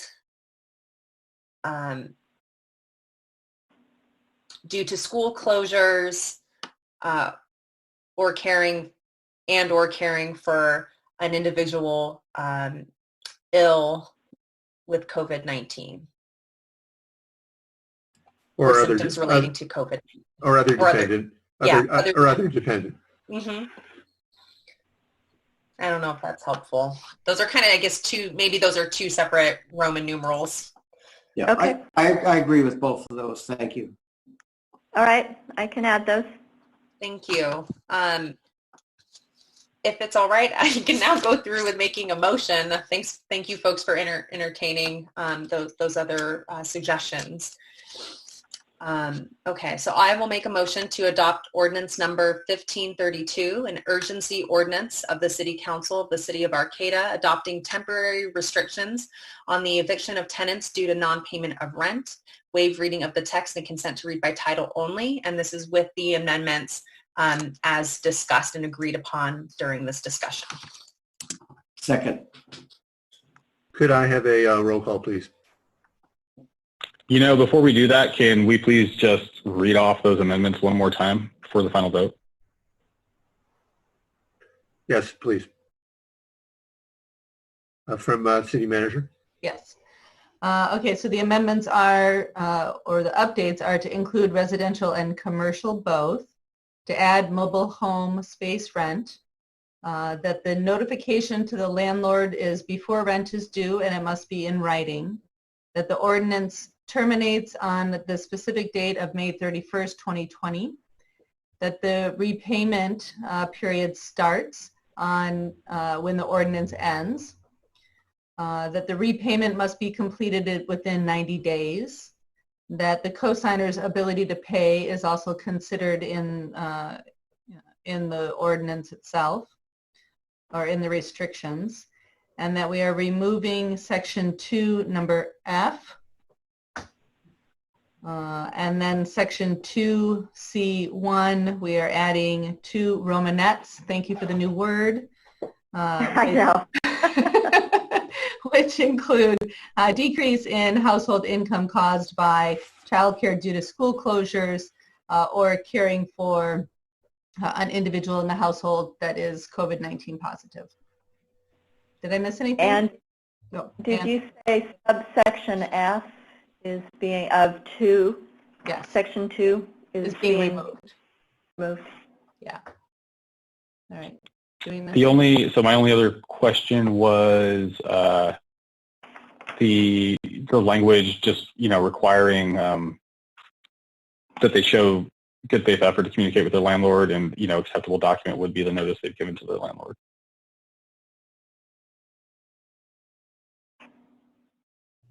So notification, good faith effort to notify the landlord before rent is due, and be able to provide that proof that well, I think that it was given in writing before that rent was due as a good faith effort. You want to add those words as good faith effort? Is that what I'm hearing?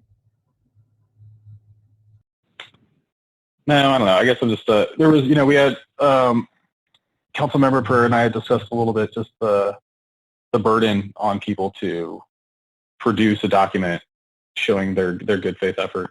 And I thought, even if it's just, I guess, if it comes down to a dispute between the landlord and the tenant, and if the tenant is able to show, look, here's the letter I gave them, giving them notice, or telling them about my situation, I mean, to me, that's perfectly acceptable. Yep. So what language could be is that the presentation of these documents demonstrates a good faith effort by the tenant to resolve the situation with rent, something to that effect. Will be taken as demonstration that the tenant has made a good faith effort. I guess for me, I feel like it's since we're already asking them to notify the landlord or landlord's agent in writing, I think that covers that concern. It's like they're already needing to provide something in writing. So I guess for me, I don't understand I guess we could add language to say that reflects a good faith effort, but I think that's inherent in what we're passing, that in order for them to qualify, they would have to follow those parameters anyways. So I guess maybe I'm getting a little confused about. I was just trying to amplify on what Councilmember Watson said. It's not vital, but if there's any question, they're making a good faith effort. By producing these documents, it demonstrates that.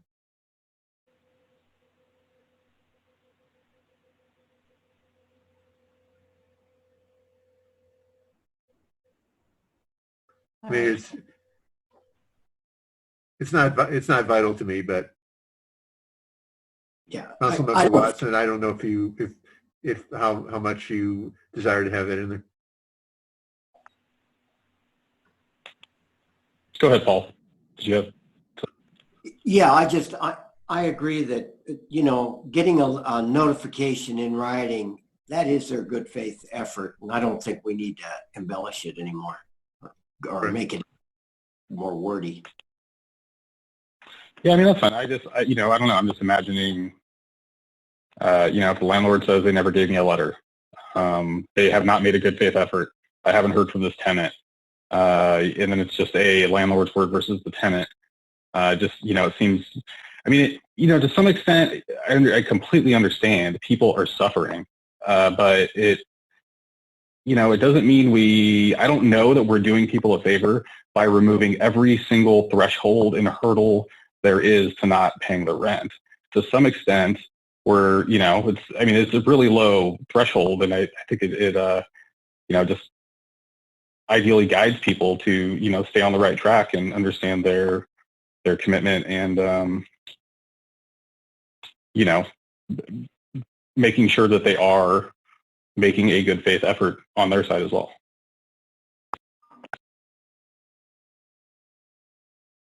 Could we add some kind of clarification that said notify the landlord in writing with a copy provided to the city? I like that. If it's stamped and the data was accepted, I mean, I think that would be outstanding. I think that's a good idea. So I'm not necessarily opposed to that, but from a process standpoint,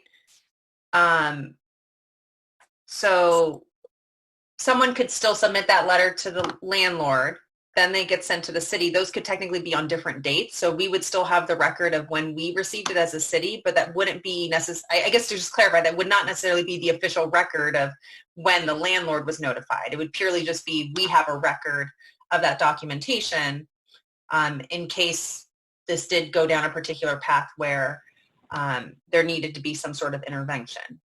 Is that's how I'm understanding it, but I just. Yeah, that's what I'm saying is Okay. that, somebody somewhere says, and we would be that somebody, we have a copy of your notification to your landlord.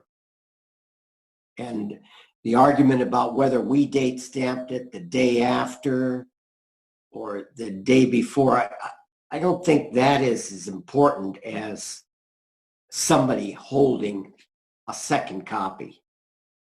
Got it. I just wanted to make sure that, yeah, if someone's like, they submitted to their landlord on time and then they're like, oh shoot, I got to send it to the city too, that I wouldn't want that to be the thing that hung them up to show that they made, like they did the right thing in terms of notifying the landlord first. That's the most important person they need to notify. We're not as important to notify in that respect. So I just would want to make sure that that's not creating a layer where it's, that's somehow going to go against them if they actually did all the right stuff in terms of getting it to the landlord and doing the verification with the landlord.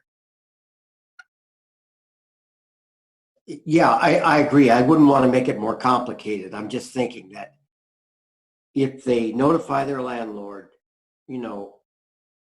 somebody besides them and the landlord has got to see that notification in my mind. So. No, I don't disagree. I just wanted to think through how the city fits into that picture in terms of maintaining that record and what that means. That's all. I'm not opposed to that step. I just didn't want it to be a barrier to, if they did all the other steps, but they didn't send it right away to the city, that would preclude them from qualifying, essentially. I wouldn't see them as being equal in terms of priority. Right. So, yeah. So maybe we could say that they need to provide the landlord notification in writing before the rent is due, and duplicate notification, a copy of that notification must be presented to the city as soon as possible. I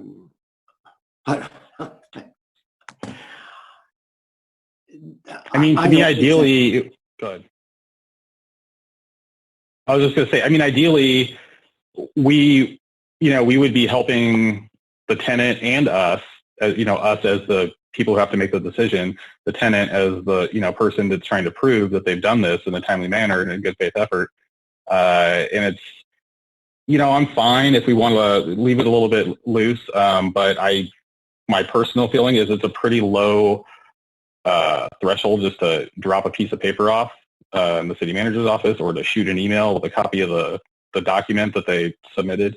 And then there's a timestamp that's actual evidence. It's not a piece of paper that they walked in with and said that they, gave to the landlord, 5 weeks ago, and the landlord saying that they never got anything. But, so yeah, that's my opinion, but I'm happy if we want to keep it looser, then I'm okay with that too.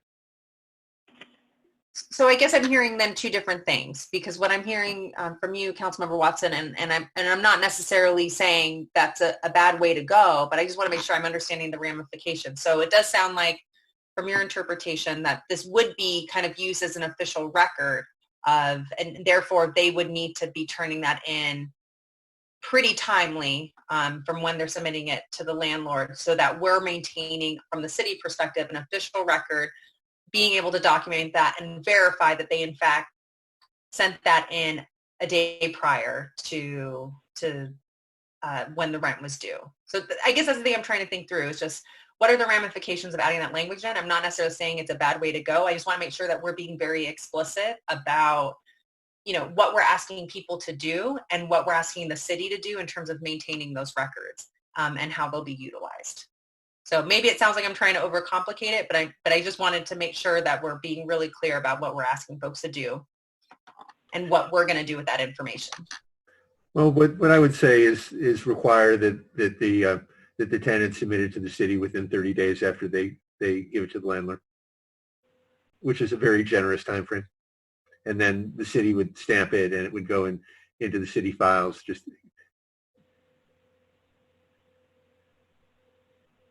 I think 30 days is too long because we're talking about having to produce documentation in 7 days. So I would say, can we link the copy to the city within the 7-day period? Can I just make a suggestion? If you look at the language of subsection D, so it's section 2D1, it says in the proposed ordinance, notify the landlord or landlord's agent in writing. And I would suggest we put in there with simultaneous copy to the Arcata city manager. And then it would go on before the day rent is due. That I like that. I like that. Yeah. That works. That's good. Okay. All right, so do you want to amend your motion to include that one additional provision? Yes. You willing to second that? Yes.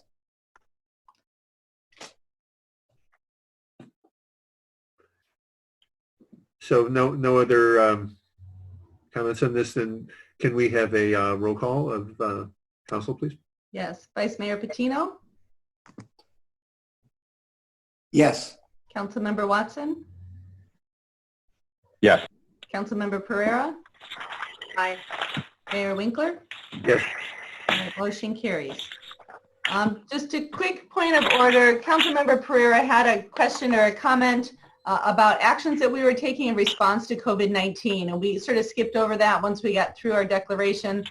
This entire meeting is dedicated to COVID-19, so I'm happy to go back to all that at the end, but I just didn't want to lose track of it.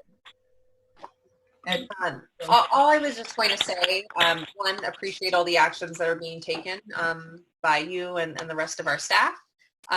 One thing that I know has been brought up is the concerns around use of public spaces like the community forest. We had great weather this weekend and people were out recreating, but definitely to a point where it appeared to be defeating the purpose of social distancing and increasing risk of exposure for folks.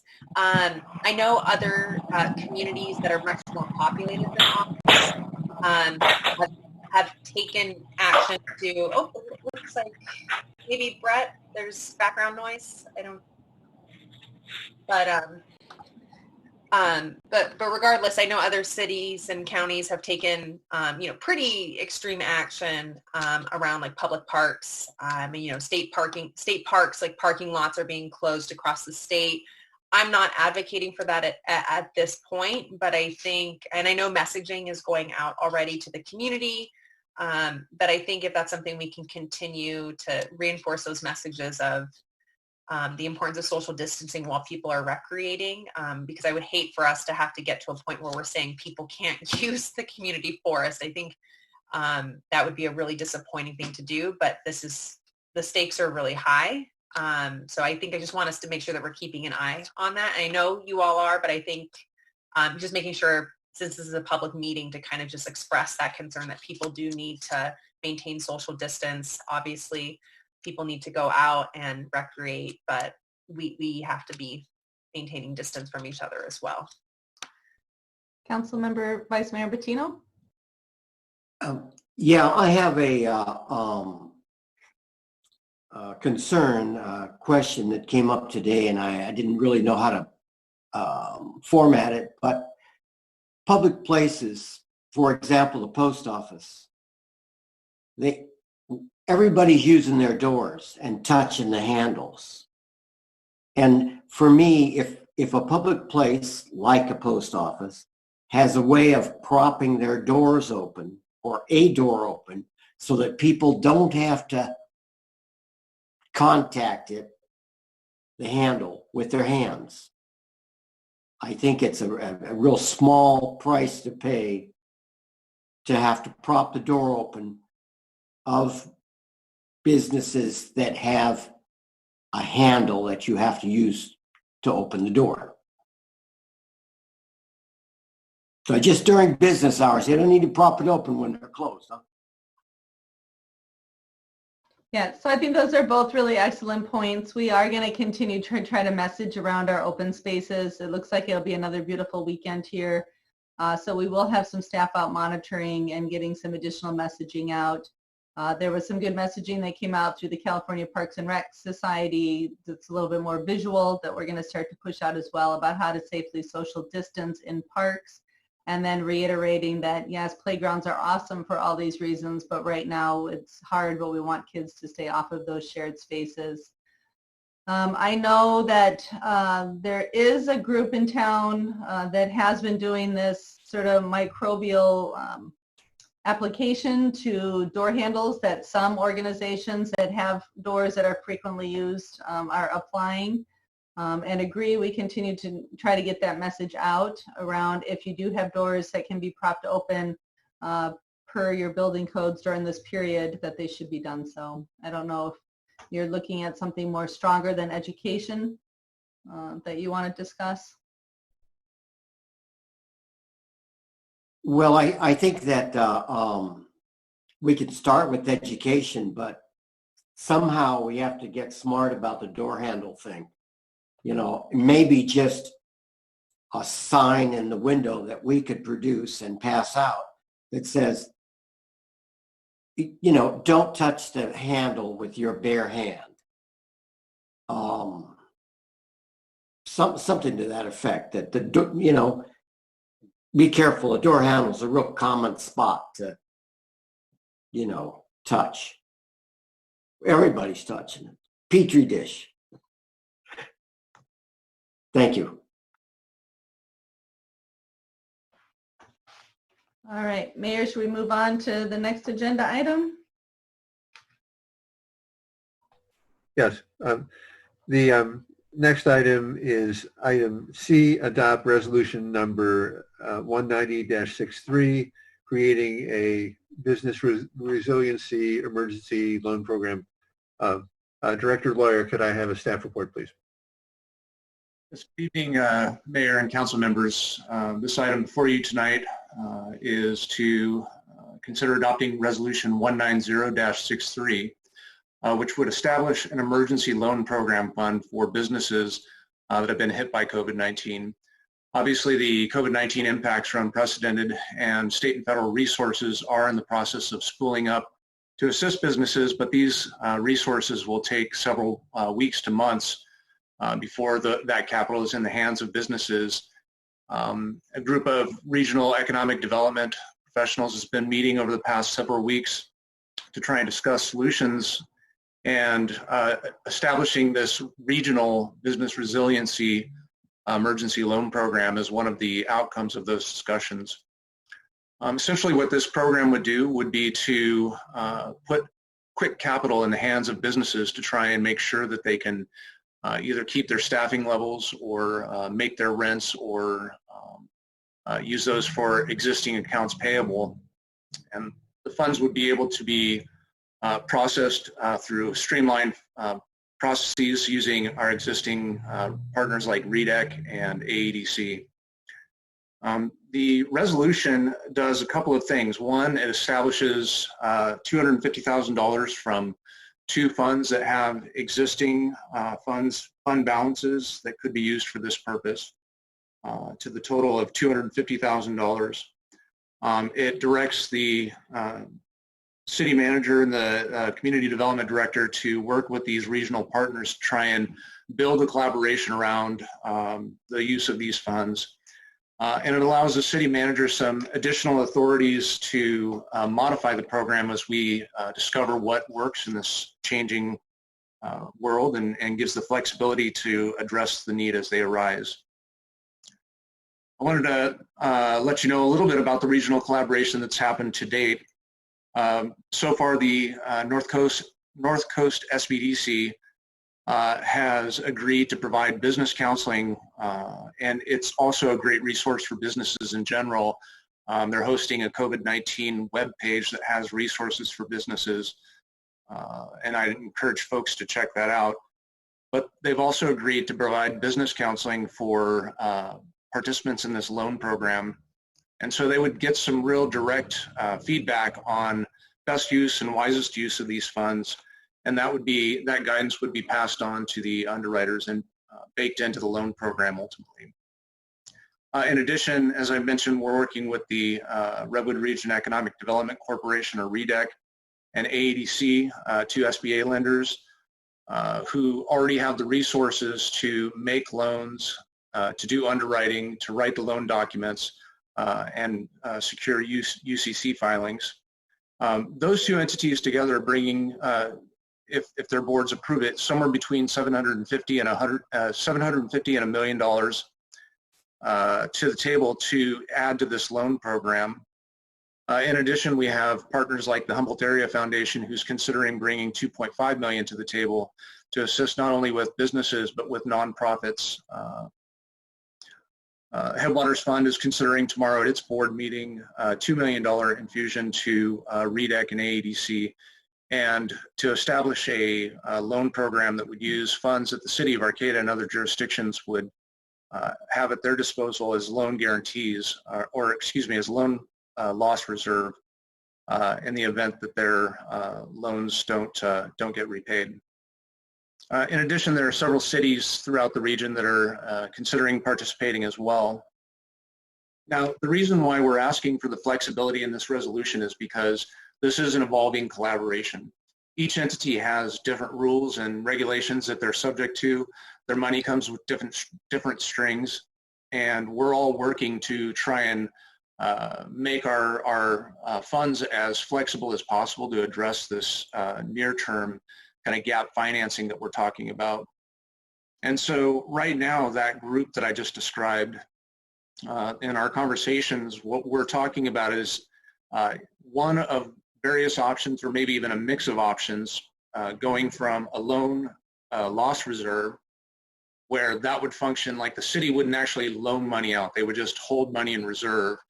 And then potentially the Headwaters Fund would make loans to city businesses, and we would make a loan loss reserve against losses that would occur on those city of Arcata businesses.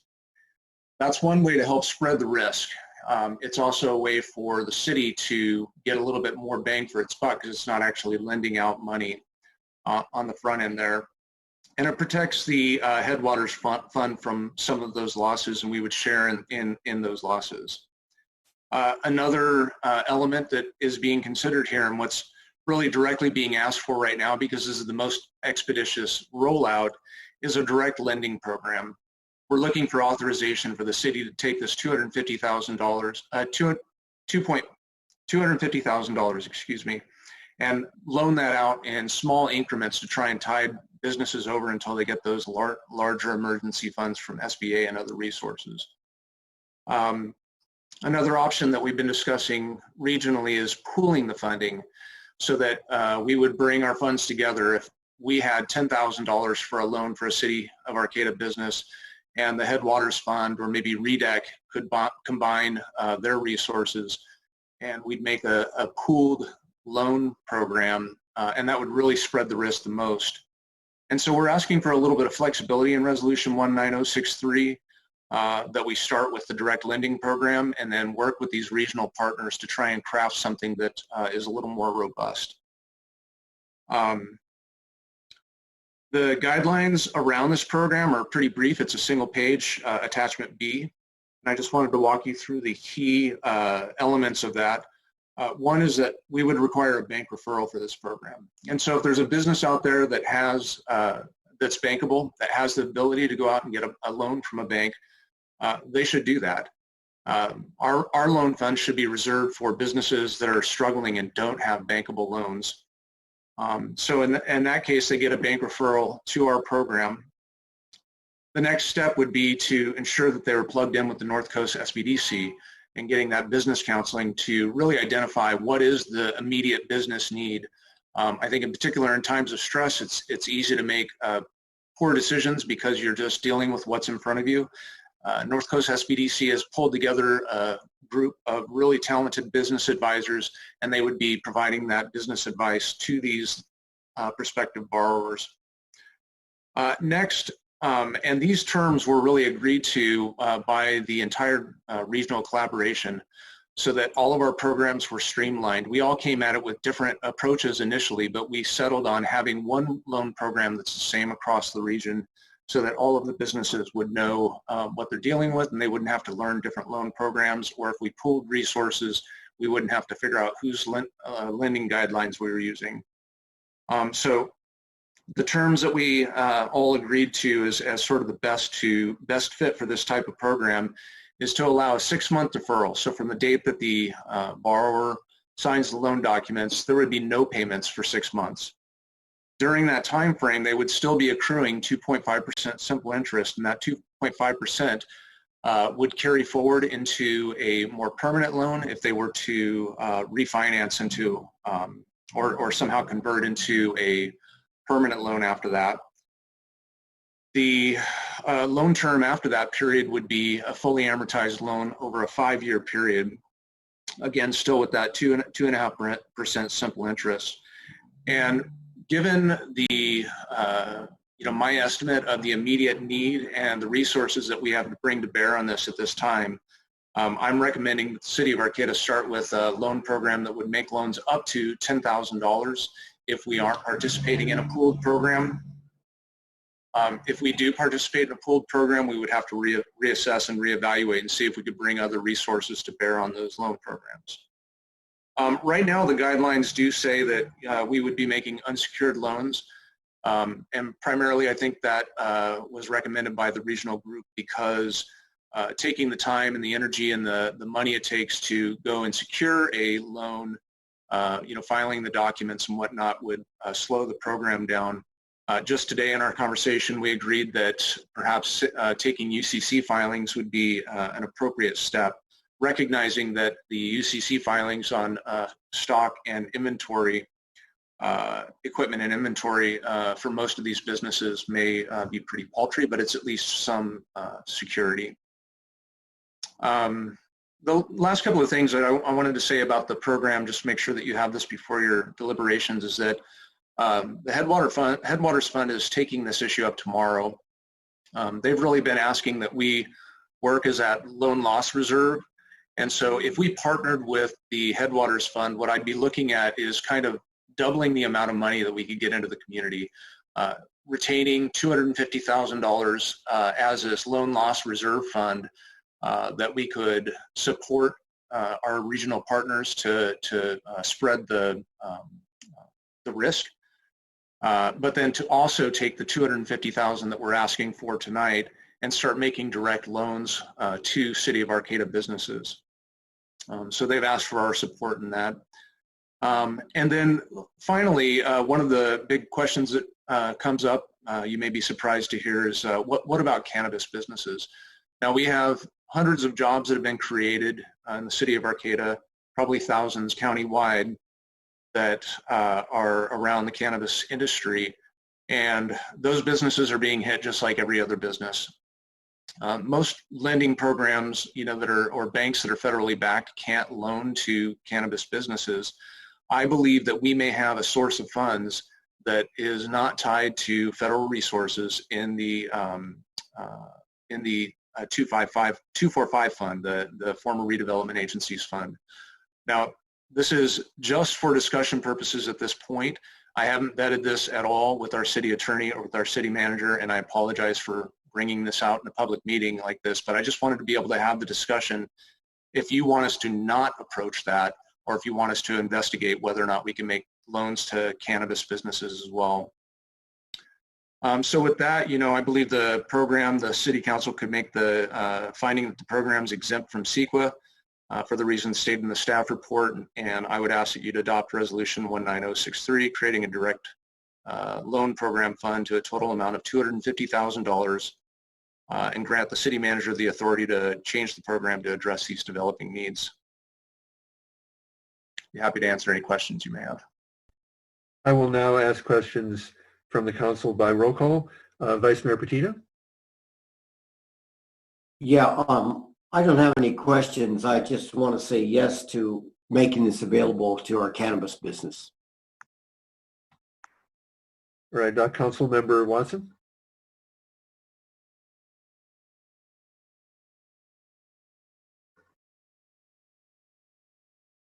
Couldn't hear you for some reason, Councilmember Watson.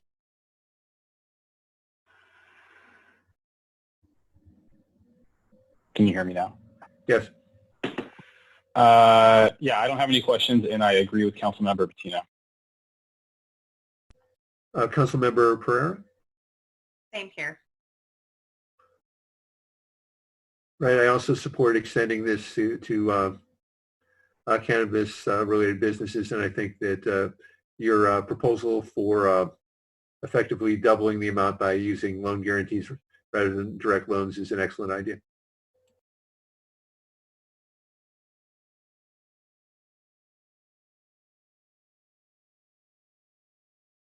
I guess I just want to clarify that if people, default on their loans, that who eats that? Is it just us, or is that what's spread across different agencies? That would really depend on the way that the loan program is structured.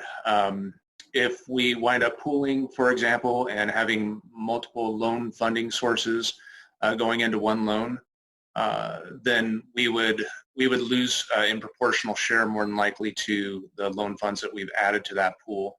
So if we lost it all, then each of us would lose that entire proportion that we put in. If we do our direct loan program, then we're the only ones who are exposed for that. And if we did the loan loss fund, we would be exposed to the extent that the other partners aren't engaged in those loans within the loans that are made within the city of Arcata. So it kind of depends on the program as it develops. We have to recognize that these are inherently risky loans. We're going to do our best to make sure that they're scaled proportionately.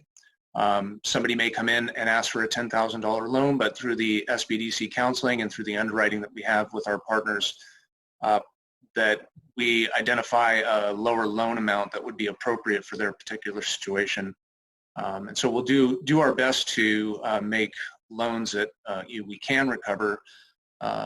One additional element that's developing in the discussions that I'm having with these regional partners is that if there is some sort of relief from the SBA or some other EDA or some funding source, or if they become bankable at some point in the future, that we are the first to refinance out, and that after that 6-month period, we would have a check-in with those borrowers to take a look at their their liquidity and where they're at in terms of their financial position at that time, what their business looks like at that time, and kind of do a mini underwriting to assess whether or not they should be at that point seeking a bank loan or an SBA loan. So we're going to do the best that we can to try and minimize loss, but I do anticipate higher loss than our typical loan program.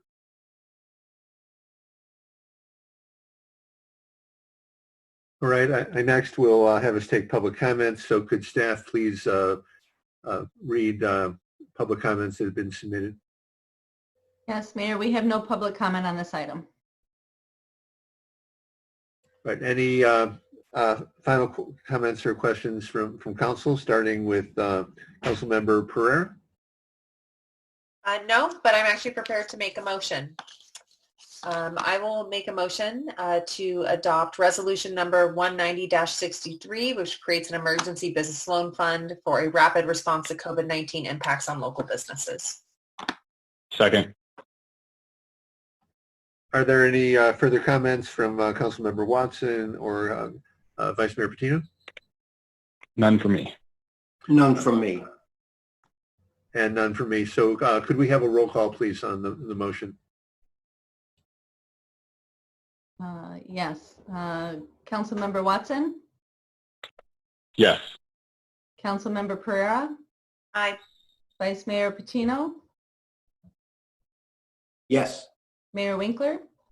Yes. Motion passes unanimously. Thank you. This concludes the business portion of our meeting. Are there any final comments, starting with Councilmember Watson? No, not at this time. Vice Mayor Patino?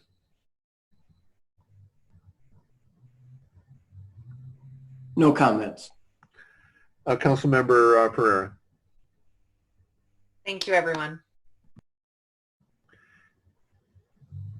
And I want to thank all of the public who have submitted comments and submitted emails of other correspondence with us, and help as we all work together. And there has never been a time that I can remember where there's been more need for us to work as a community, and many community members are doing so, and I thank them heartily for doing that.